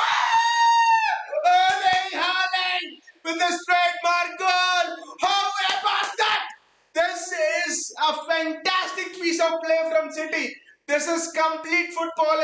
This is total football at its absolute best. This is total football from City. Pep Guardiola would be proud of how this goal has been made. Look at it. Look at the passes. 1, 2, 3, 4. Look at the passes that have made this goal happen. This Julian Alvarez, Erling Haaland combining again. One touch pass from Julian Alvarez. Wow. Wow. What a goal this is. What a goal this is. Rodri, Julian Alvarez, Haaland through.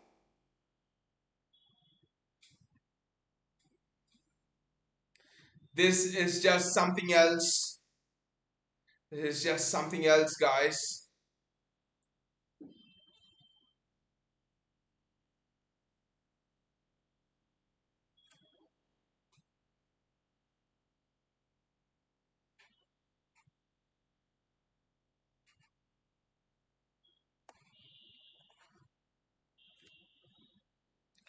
What a goal from Erling Haaland.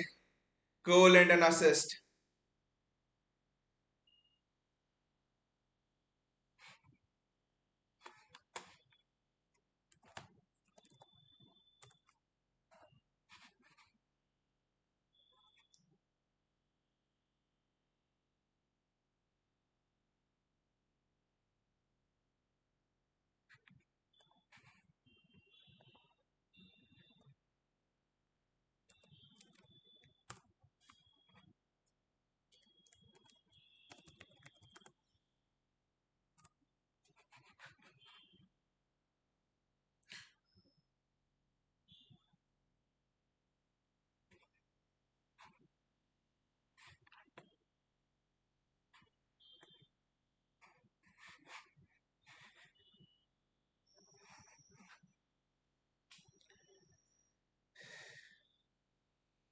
Countinius says, I like the arrogance here. Fulham playing narrow to block City progress centrally, but City barts through that central block of Fulham. That's the thing.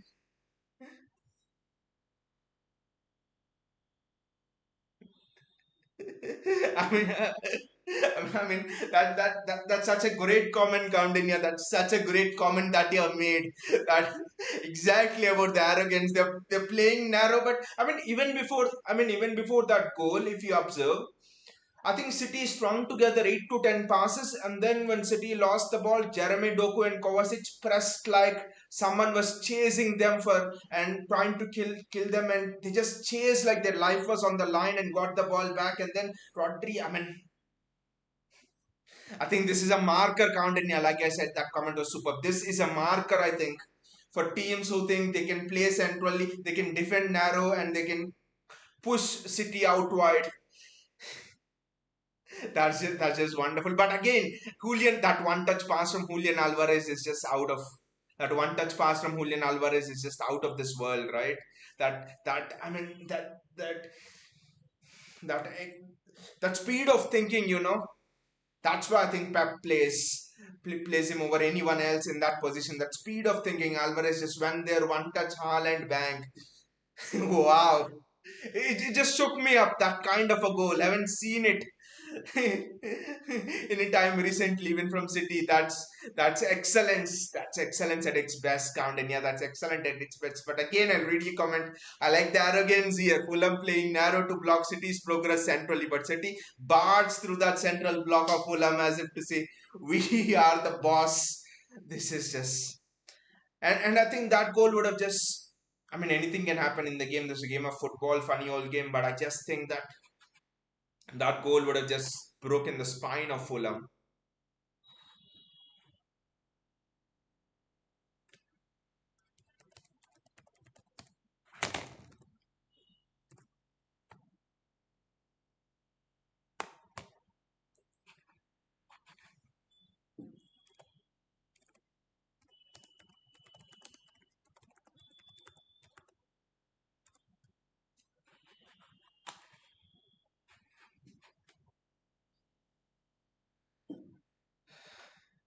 I think in the first half, City central players were not as switched on. We lost the ball centrally. But then again, that's the thing I say. When you put Kovacic beside Rodri, I mean, you observe this half most of the time, even for the goal. Kovacic and Rodri are as close together as possible. Not telling they're sticking together, but Erling, through ball. Julian Alvarez is through. This is, wow! You know what? You know what?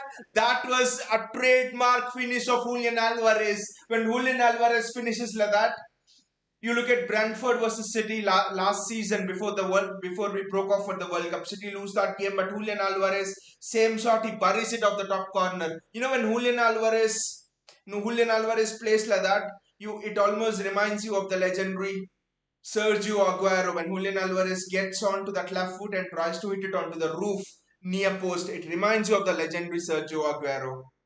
This is just beautiful. The way Haaland and Alvarez are combining.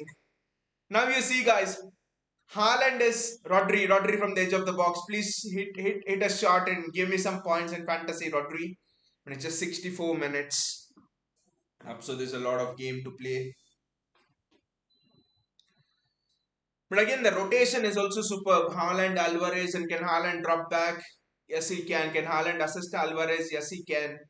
I mean, the interesting thing about that goal as well was that Jeremy Doku also came inside and he was playing. Jeremy Doku also came inside and he made the right passes. You know, two people pressed Jeremy Doku and still Jeremy Doku made the right pass. I mean, it's just so great to see how fast Jeremy Doku has picked up playing in the City system. And not going in on Jack Grealish here, but I think with Jeremy Doku, I somehow sense that he brings in a little bit more urgency than Jack Grealish. The defense has been perfect as well since the break. Rodri has been immense as usual. The first half was we were a bit slacking and all. Like I said, Saturday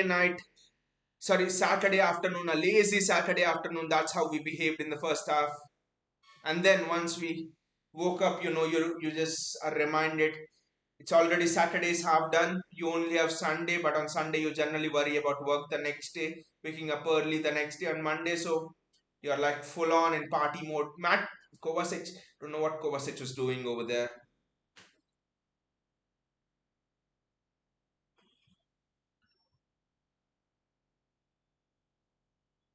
I think with Kovacic and Ederson, it literally sometimes feels ridiculous inside the box. It just feels that they're not human inside the box. I mean, inside their box during defensive build-up because just can't take the ball of both of them. And this is another difference in this half compared to the first half. Kovacic was never involved in defense in the build-up in the first half. Not for the majority of the first half at least. Now he's getting involved more in the defensive phase of play. Now you look at him, both Rodri and Kovacic are almost together at the same line almost. There's almost a short pass available from Kovacic to Rodri always. So now there's no feeling that and now opponents are struggling. Do we press Rodri? Do we press Kovacic? And then there will be that lingering doubt again that even if we actually press Kovacic, he can just break open the press. Vishal is here. Hey Vishal, how are you doing? He says Ake's goal wasn't offside. Looks like Akanji was blocking Leno's view from an offside position, similar to Rash. Alvarez is through. Alvarez! That's a penalty. That's a penalty to City, I think. Is it just a moment, Vishal? I'll just come back to you because I think it's a penalty for City, but they're just VAR is just reviewing it. I'll just come back to you. I'll tell you my views on that, but I think is this a penalty? It's a clear penalty. Come on, you can't slide onto someone like that. And when the no, he's not slidden, but I think Diop has just pushed him at the back. Diop has pushed him at the back, I think. And if the referee doesn't give it, I think it's not a penalty. If the referee gives it, that's a penalty. It's one of those.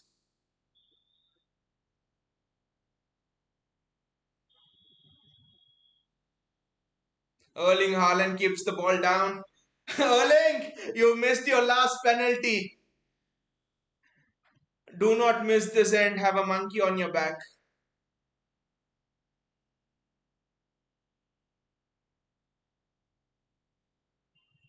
Erling Haaland with the ball.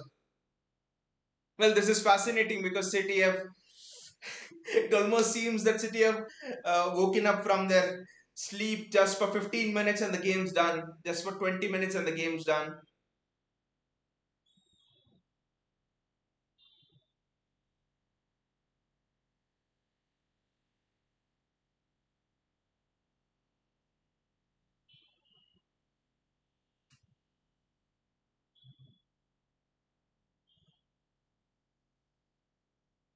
Erling Haaland taking the penalty. Erling, please don't miss Erling. Haaland taking the penalty.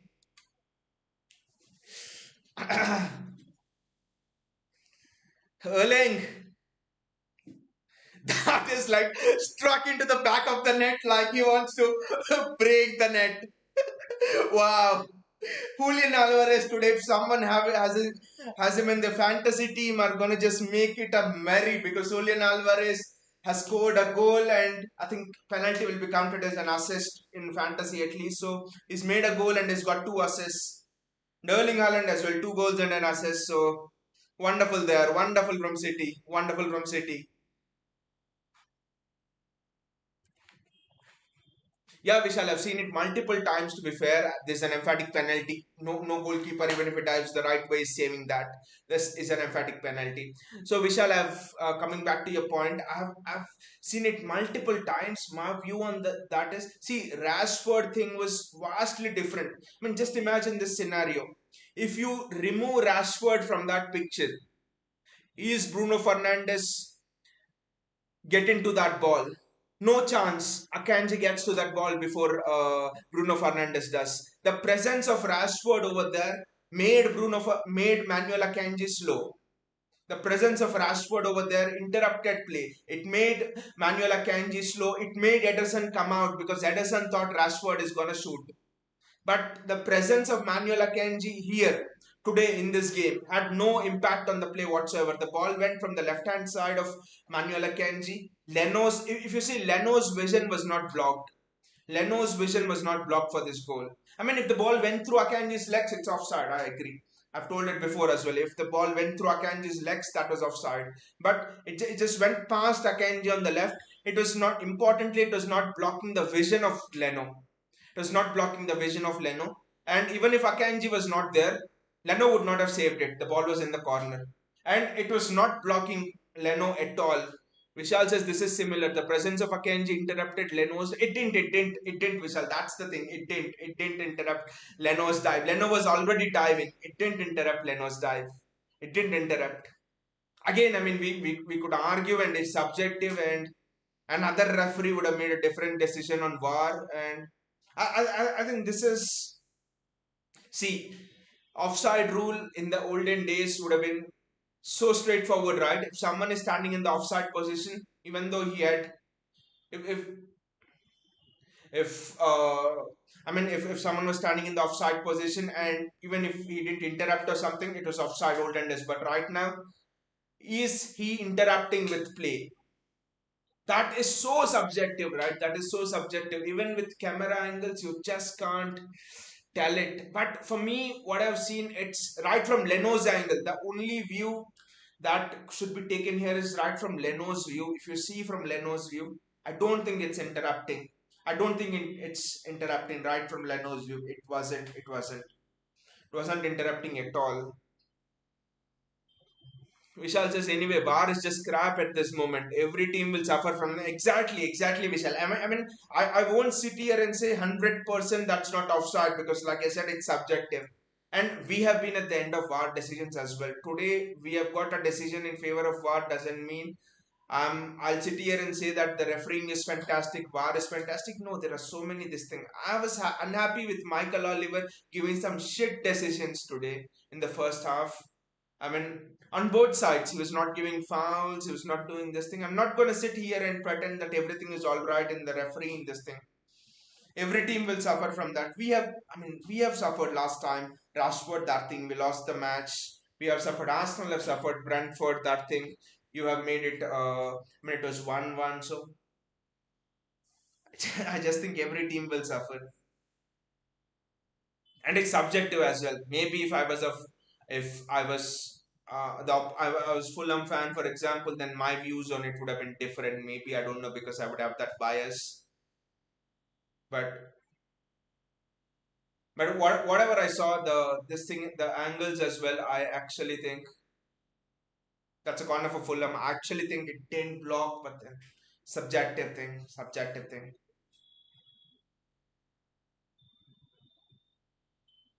By the way, Vishal, if you're still here, what do you think about the Kai Havertz thing at Arsenal?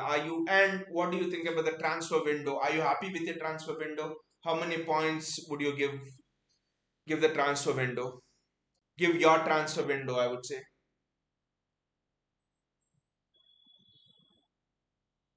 That's well defended there from Erling Haaland.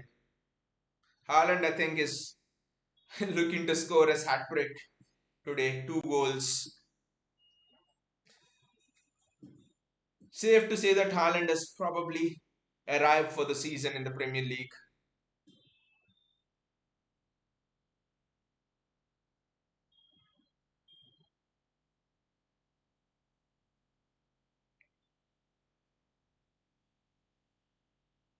That's good defending. City have just been superb in the second half.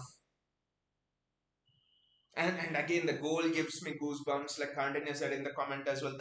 That arrogance of it just reflects that goal more than a footballing sense. It for me reflects the entire personality of interesting Sergio Gomez and Bernardo Silva, Ren and Rodri, and is it Jeremy Doku who are coming off? Rodri is coming off, and who's the other person who's coming off?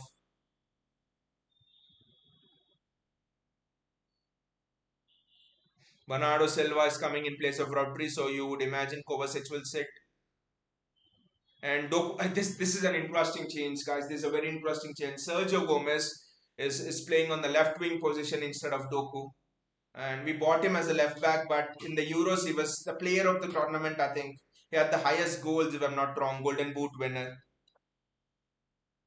playing in that left wing position. So Sergio Gomez, 15 minutes on that left wing position. But again, apart from a footballing sense, I actually think, apart from the footballing sense, I actually think that goal showed you the personality of Pep Guardiola, how he is as a person, why he has dominated English football from the time he has come. His first season, everyone said you cannot play that position based football in England. It just won't work. We are a physical league and all of that. He was stubborn, stuck to his task, stuck to his principles, and that goal, and that goal was a clear thing of, clear reflection of Pep Guardiola's principles. Being arrogant, not going away from his principles, being flexible yet arrogant, wonderful. And another thing, Kaunanya, if you're watching about why Palmer left, Sergio Gomez is another thing why Palmer left, I think.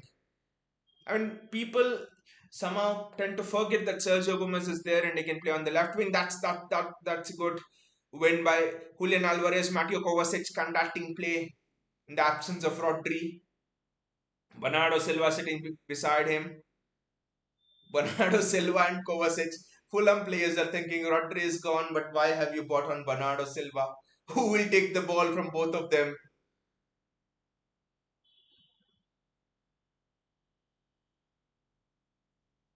City have just been untouchable in the second half.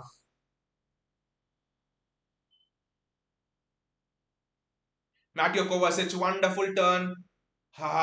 Look at that early through ball to Erling Haaland from Kovacic. And guys, I just forgot about it. Rodri gets a rest. Rodri gets a well-deserved rest. That's a foul, and that's fine. That's a foul. Had to break down the attack over there. And Rodri gets a well-deserved rest. Probably I wouldn't be surprised now if Matthews Nunes comes on. I know why he didn't bring on Matthews Nunes instead of Kovacic, because that would mean almost a brand new midfield, and that would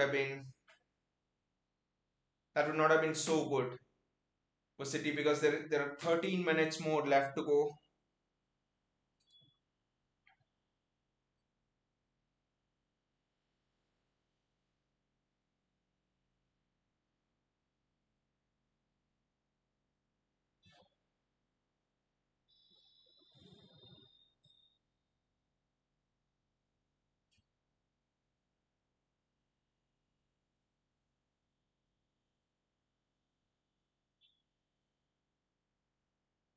Natanake does extremely well. The anticipation is superb from Natanake. Well cleared as well. That mistake hurt Natanake, I think.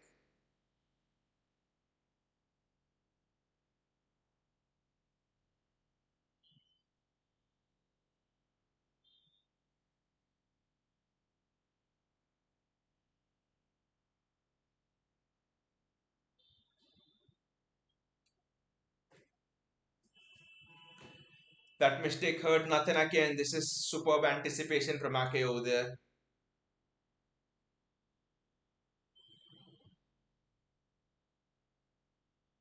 So yeah, Sergio Gomez is another reason, like we discussed, why Palmer left, because he's an option who can play on both the wings. predominantly left, but can play on the right as well. You know how it is if you train with Pep. You get the confidence even to play as a goalkeeper. Ask Kyle Walker and he'll tell you. But Adama Traore is coming on. Interesting to see whether he comes on the right or left because that race between Traore and Walker will just be something else.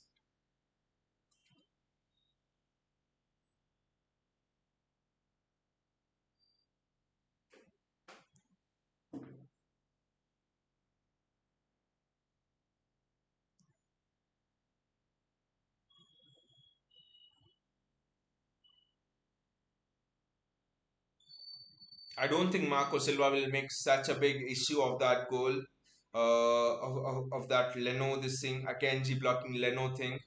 Now, he could have made it if City won the match 2-1 or something like that, but at 4-1, you probably expect City to score another goal. At 4-1, 5-1, it would be mad of you moaning about moaning about one goal when the grand. I mean, I know Marco Silva could say if that goal did not go in, the game would have been different, but that is wrong. City went through. It wasn't as if Fulham, because of that goal, Fulham came out and played and things like that. City just barged through Fulham. Defensively, Fulham were destroyed. Marco Silva can not have complaints over that goal.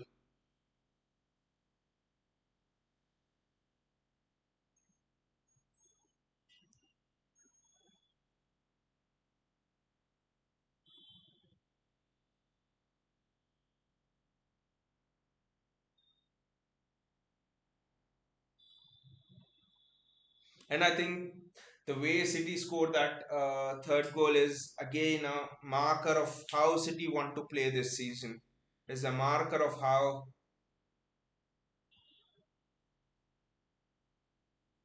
City want to get Erling Haaland and Julian Alvarez, both of them involved, playing centrally. You can't get both of them involved playing wide. Foden's position is what is actually bothering me now. Where will Phil Foden play? I don't know. It's still a mystery now. Where will Phil Foden play? I just don't know.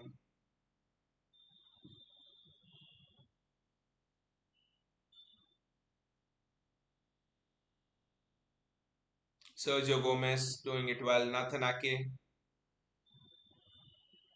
I want to see Sergio Gomez involved with Alvarez as well. I want to see Sergio Gomez put a ball in for Erling Haaland to complete his hat trick. Wonderful touch there from Julian Alvarez. Sergio Gomez, Mateo Kovacic, Phil Foden receiving ball in space between the lines. He's played it out wide.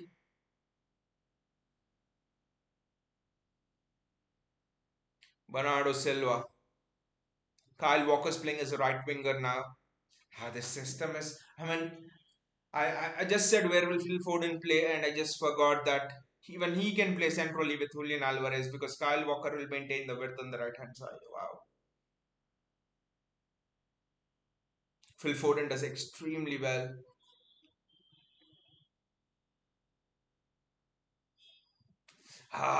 Almost on the head of Haaland, but good cross from Kyle Walker. Very good cross from Kyle Walker.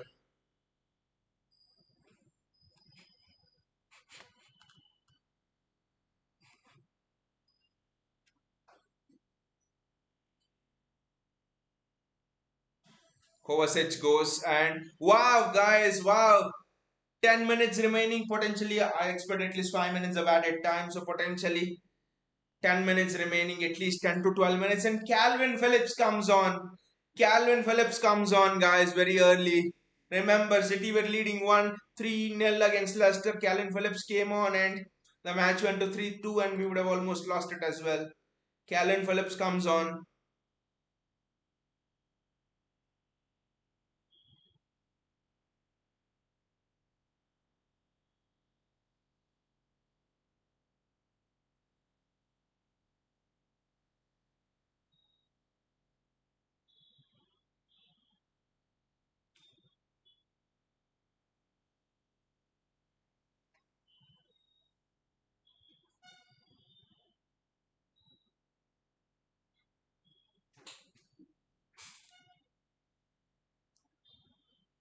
Kyle Walker. Kyle Walker's position is again interesting. He's just it almost seems that he has bought a piece of land on that right flank and he just wants to own everything. He just does not want anyone to come into that zone as well. He's playing a winger come fullback sort of a role.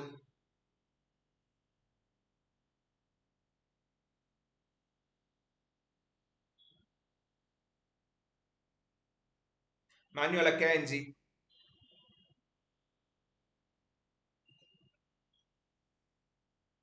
Again, the first half I go back to the mistake was putting Akanji in this midfield because it was easier for Fulham players to mark. I think once Kovacic got into that midfield, the Fulham players struggled.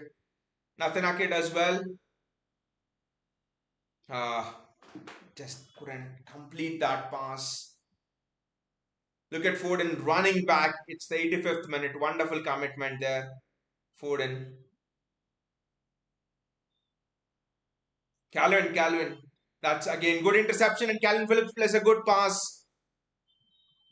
Long time I've seen a good pass played by Calvin Phillips. Calvin Phillips just looks to be much more fitter, much more involved than even in the preseason games.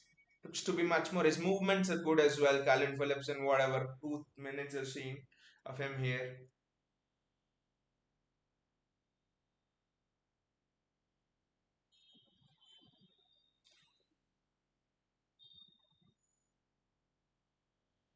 Bernardo Silva is sitting in there with Calvin Phillips to be fair, and it's Kovacic. Kovacic's gone right. Sorry, Calvin Phillips seems to have taken the Kovacic role, and I think it could be the other way around. Calvin Phillips Rodri role and Bernardo Silva Kovacic role.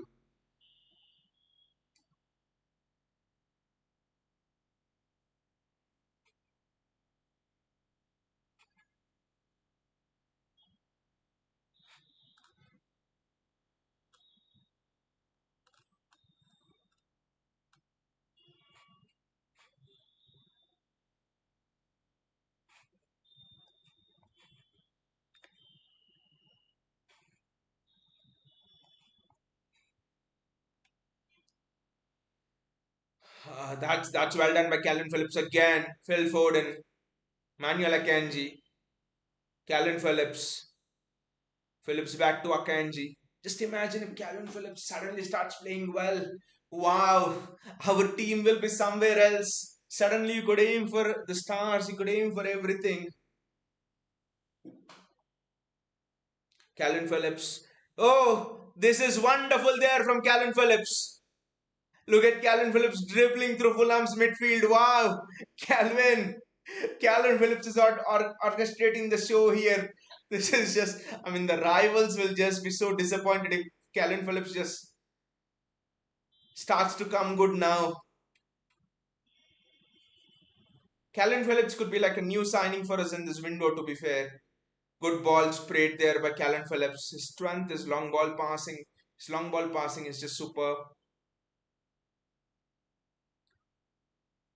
Kyle Walker looking to do some extravagant skills.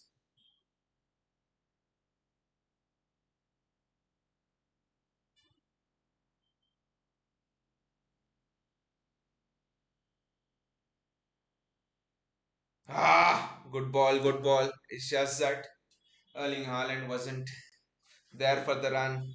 I mean, the way Haaland planted that penalty, it just, will frighten goalkeepers.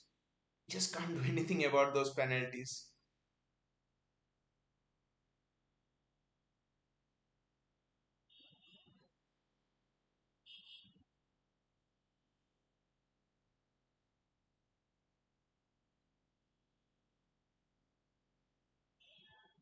This is excellent pressing again. That's a free kick to City. I think it's Manuel Akanji who's come all the way from the defensive third into City's attacking third. Callum Phillips has looked good. I must say, Callum Phillips has looked extremely good in the 5 minutes he's played. His dribble through City's midfield, sorry, his dribble through Fulham's midfield. He's done well in tight spaces on one or two occasions, and Oscar Bob is replacing Phil Foden now.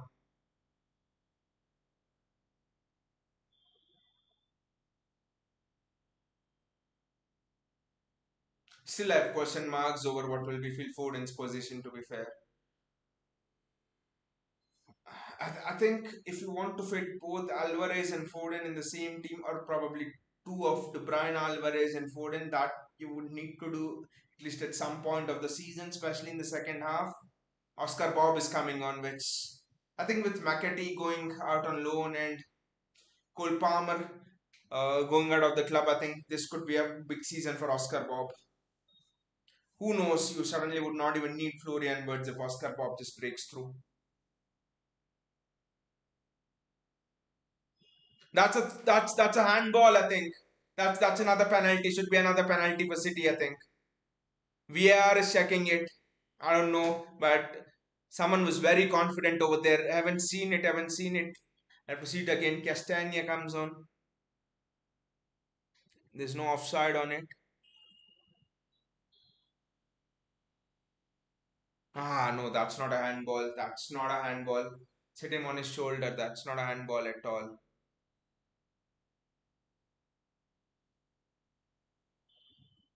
Manuel Akanji.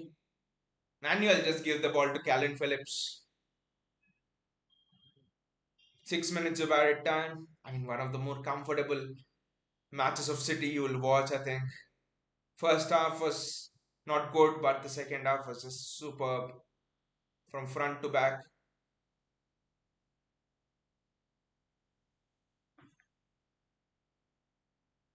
Rico Lewis is in there.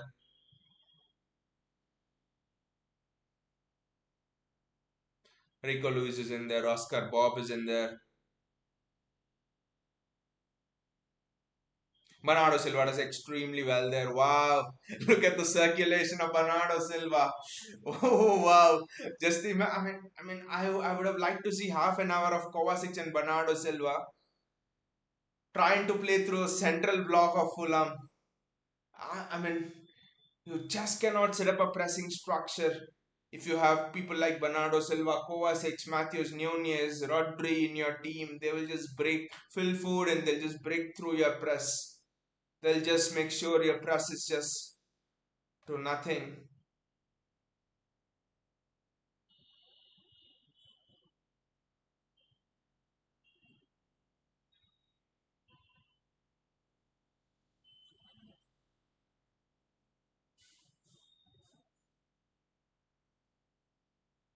Kyle Walker.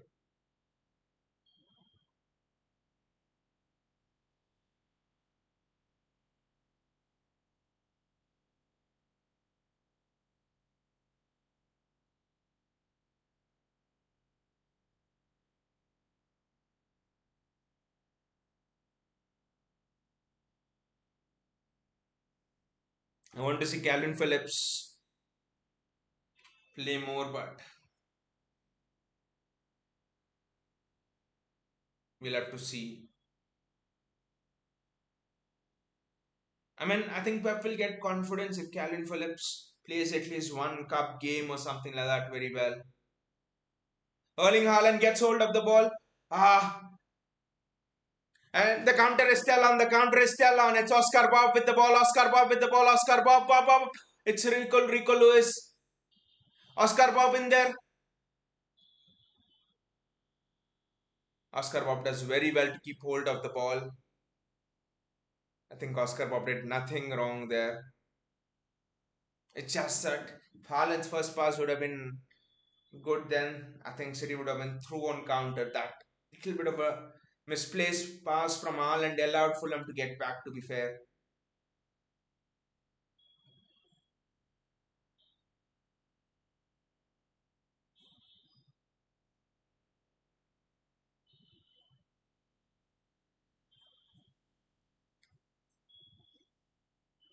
Two and a half minutes to go for City.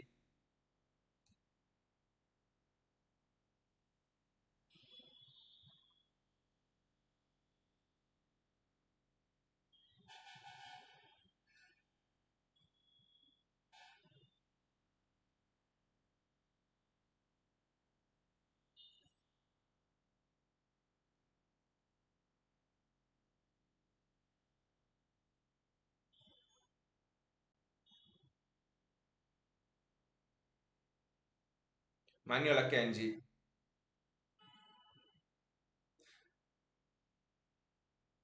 Oscar Bob does extremely well there. Oscar Bob does extremely well to get out of Fulham's present. Rico Lewis and City's younger players are just tormenting Fulham there. I mean, I forgot to say Rico Lewis. He can break the central press like this. No, no one there. Rico Lewis does extremely well to find Sergio Gomez. Gomez does well. Wonderful skill there from Sergio Gomez. Ah! Erling Haaland's hat trick! Sergio Gomez! Wow! The talk was about Doku, the talk was about why Grealish is not playing, the talk was about why Cole Palmer was sold, but Sergio Gomez has told everyone here that he is there as well. What a ball in that was from Sergio Gomez. What a piece of skill there from Sergio Gomez. This is five and it's an Erling Haaland hat trick. Once Rico Lewis gives this ball to Sergio Gomez, the safe pass was backwards, but he just dummies one, two defenders and finds Haaland. This is just top class wing play from Sergio Gomez. This is excellent from Sergio Gomez. The player who we thought he could be a left back like a Zinchenko, I think he could turn out to be one of the hottest left wing prospects in world football.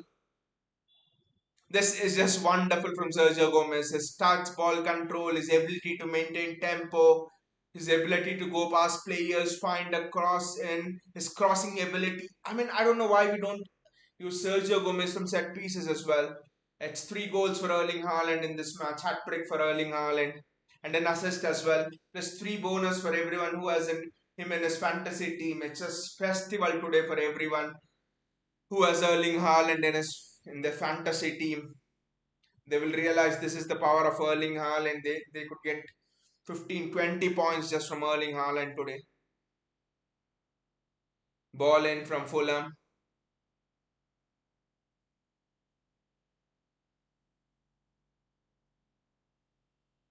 Edison there.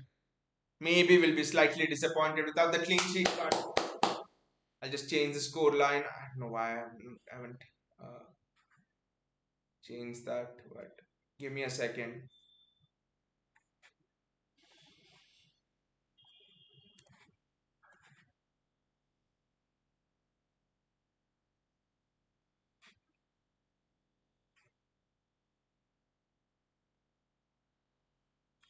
But what a game this is for City. What a game this has been for City, I would say. 5-1 Erling Haaland with his hat trick. I mean, first half was crap, but the second half was a 10 on 10 performance. Second half was a 10 on 10 performance.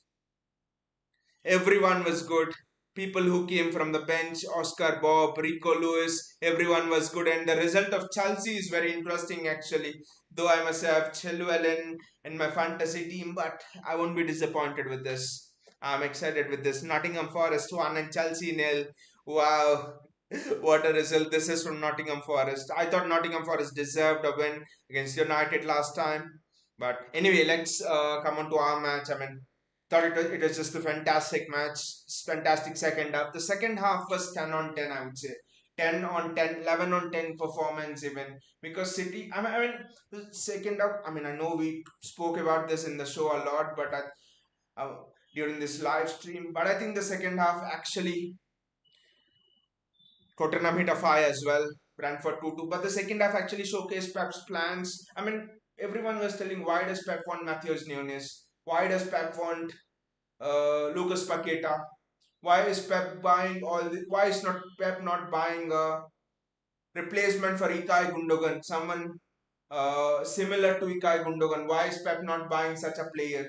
Why has City not? I mean, Arsenal fans still think that they defeated City in getting Declan Rice. We just bid so that it could actually improve your amount. That's it. City never wanted Declan Rice because Declan Rice for me would have been that kind of a Gundogan kind of a player. He isn't, but he could have been developed box to box, likes to get into the box. But everyone was telling why was City going on and buying your Matheus Nunes, your Lucas Paquetas, though we didn't get him. We went for him, Mateo Kovacic. We have Bernardo Silva. Nunes, Kovacic, Bernardo Silva. I put Enrico Luis over there. You have four players who you have four players who play in a similar way, who do not give the ball away, who are extremely quick on the ball. You don't even realize that they're so quick on the ball. Bernardo Silva, Matthews Nunes, Kovacic, and Rico Lewis are expert at breaking the opposition's press. You all would have thought, why did Pep do this? Why did City do this? This is the reason. Everyone was thinking, everyone last season. I mean, Inter Milan was a clear example. Inter Milan played narrow in the final, and City found it difficult actually. City were putting a lot of balls into the box, and City found it difficult. When last season you could actually see a few teams, trying to shut us off narrowly, forcing us out wide, and then we had to scrap for that 1-0 wins and things like that. Balls in the box, even if you have Haaland, it's difficult because defenders are of that height as well, that physicality as well. So I think Pep has sent out a message to all of the teams in the Premier League. Pep has sent out a message that we will fight you toe to toe. We will go toe to toe for. We will actually go toe to toe with you. We will actually we will actually attack you through those central spaces. I mean, once teams commit to restricting City through the central spaces, it also does two things. It leaves Jeremy Doku and Kyle Walker, for example. Just imagine Doku on the left and Walker on the right, offering width. It leaves your Doku and Kyle Walker out wide with space, and also and also that means if the ball doesn't go out wide, and if Kovacic, Nunez, Bernardo Silva they manage to break the press, then you're screwed anyway. You could be screwed by the ball going out wide, and you could be screwed by playing City playing centrally as well. Now teams will actually after I mean this match is a tactical marker for how teams will look to plan against City. Teams now, I mean, I don't know who we have after the international break. I think it's Wolves we have or Nottingham Forest. I think one of those two we have after the international break. Suppose you're a Wolves manager and you're looking at this tactical thing. How do we break down City? First thing would have been defend narrow. Let them put crosses in, let them play one touch football and break us down. You're seeing this and you're thinking, wow, Fulham defended as narrow as possible. Fulham was outstanding in tight spaces. Fulham did not make a single mistake in defending narrow. This was a narrow defensive masterclass from Marco Silva. Don't be, don't be flattered by the score line. Still, it was broken. How? Mateo Kovacic, Rodri, Alvarez playing their one-touch football. Alvarez, Rodri, Mateo Kovacic played one-touch football in the midfield. And just imagine if Josko Guardiola is also there, if John Stones comes back instead of Akanji, just imagine Kovacic, John Stones, Josko Guardiola and Rodri and Alvarez playing one-touch football in your midfield. You're screwed if you defend narrow. Teams will be astonished after seeing this tactical display from City. Vinicius Haaland's left-footer third goal. Oh, that's just super sick. Gomez for backup left wing.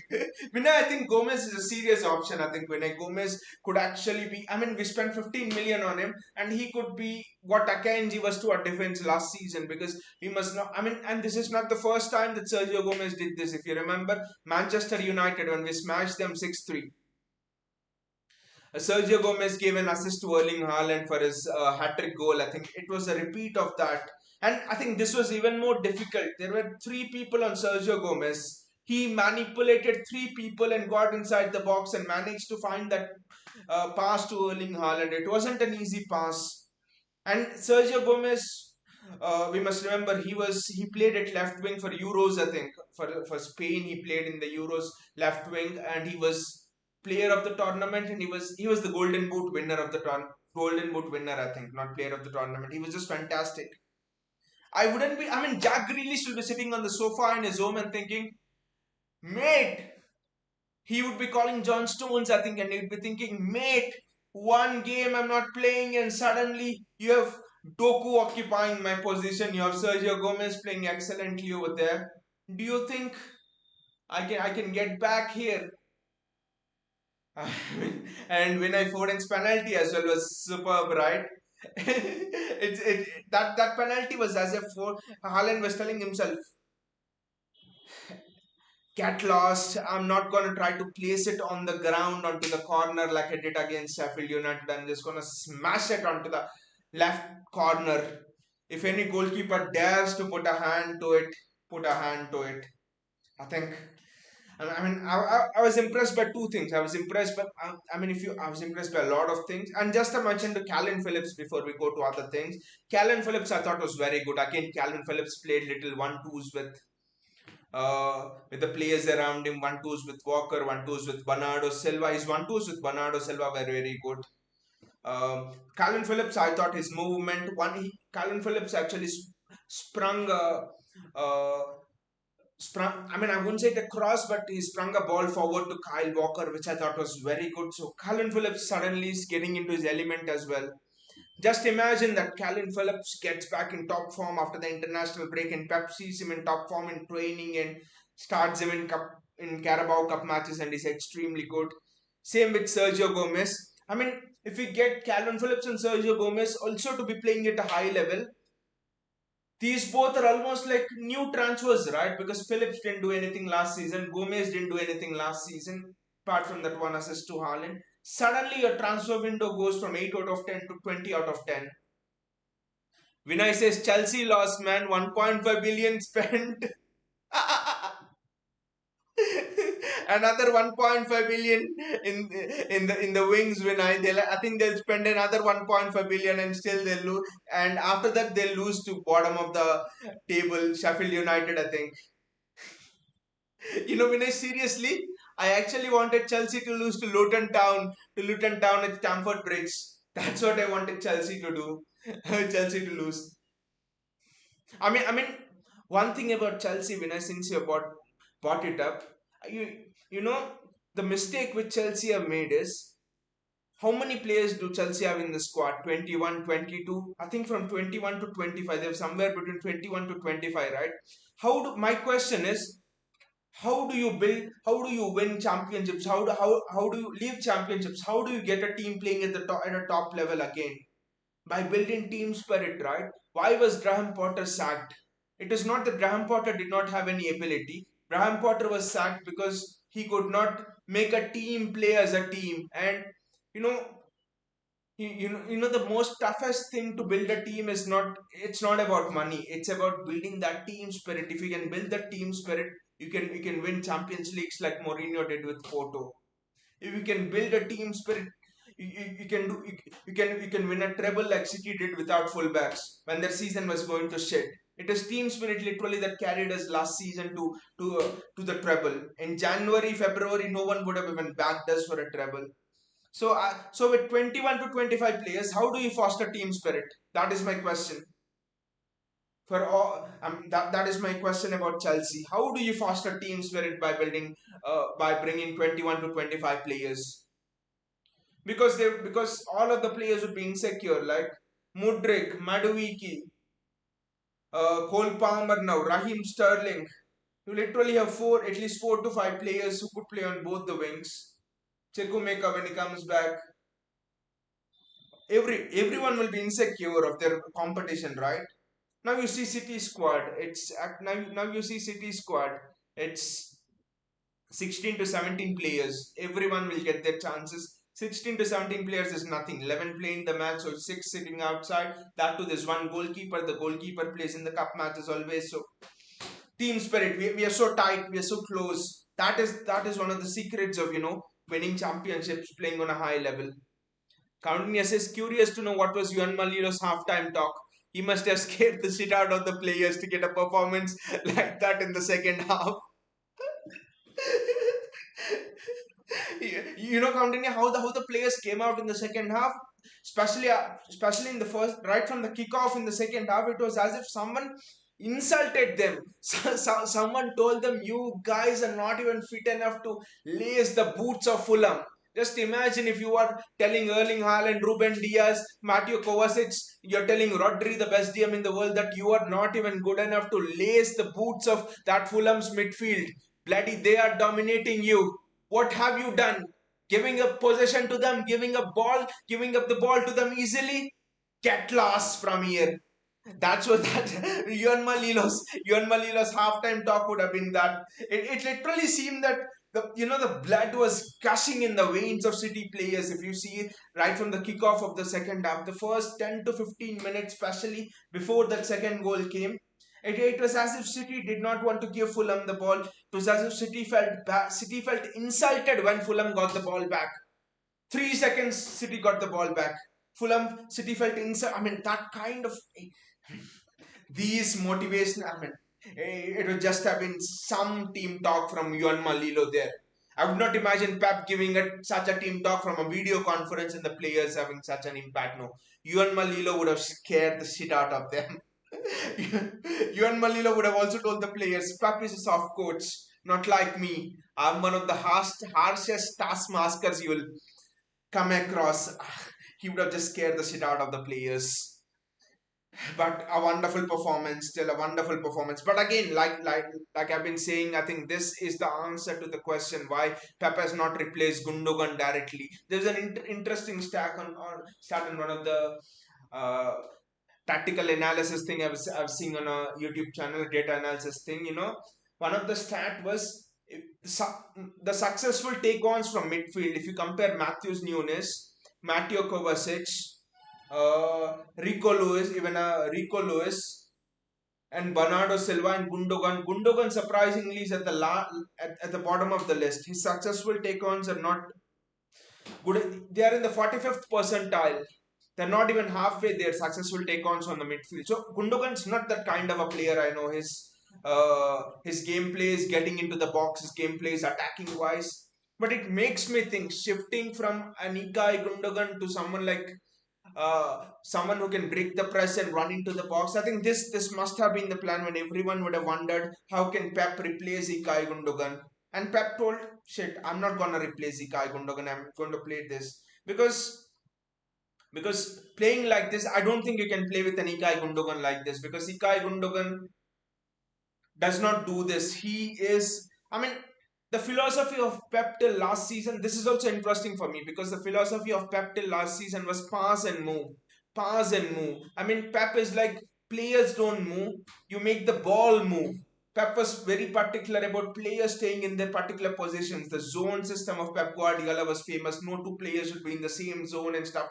Pass and move, positional football. That's how the entire team came up and down in attacking and defensive structures for Pep Guardiola. But this season, it's actually interesting because Pep is not playing pass and move football. Pep is playing explosive football from the midfield. It's no longer pass and move. It's Kovacic taking the ball and dribbling past two, three, four players and creating and putting a through ball in for Haaland. If you would do this to Pep before the season, Pep would substitute you in the at halftime. Pep doesn't like this, but this season it somehow seems that Pep wants to go that way. Seeing Matthews, Nunes, Kovacic again, it's they're those kind of profile of players breaking that press, running through the midfield. Very interesting on how Pep Guardiola is shaping up this season. Again, I would say when everybody is adapting, everybody is copying his pass and move, his positional style of play, bringing the fullbacks in, Arteta, Ten Hag, Eddie Howe, Xavi. When everyone is bringing the fullbacks in and stuff, Pep Guardiola is suddenly telling long ball. How many long balls? And the entire first half was long balls, through balls, take the ball and run. I want flair in my wings. I want people to take, I mean, someone to take people on in the wings. You bring in Doku, Sergio Gomez is there. Jack Grealish has been given license in the last two matches to take people on much more than what I have seen. Pep has suddenly moved away from that approach of pass and move positional football. This is very interesting. This is very interesting football from Pep. And overall it's been a wonderful day from City. It's been a great day for City to be fair. 5-1. Don't let the score line again flatter you. Don't let the score line flatter you because it was great tactical play from Fulham, and we had to. And I think today could actually mark the beginning of a new structure for new tactical structure for City. To be honest, to be fair, new way of play, new way of coaches looking at defending City, and suddenly could create spaces for your Alvarez's, Jeremy Doku's, and everyone. So it's actually fantastic. They're just showing the replay of the Chelsea match against Nottingham Forest. He's that man. It's Ava Ovi again. It's Avoni again. I'm sorry. It's Avoni again. I think Avoni has scored.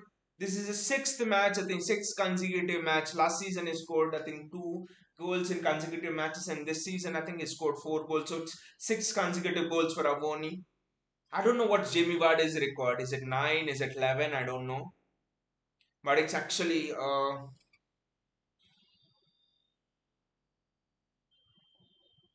but again, it's another. And I think it's the Raheem Sterling effect. I think it's the Raheem Sterling effect. I think Raheem Sterling passes the ball to Jackson, who misses an open goal from 2 yards out. 2 yards out, he misses an open goal. Not good.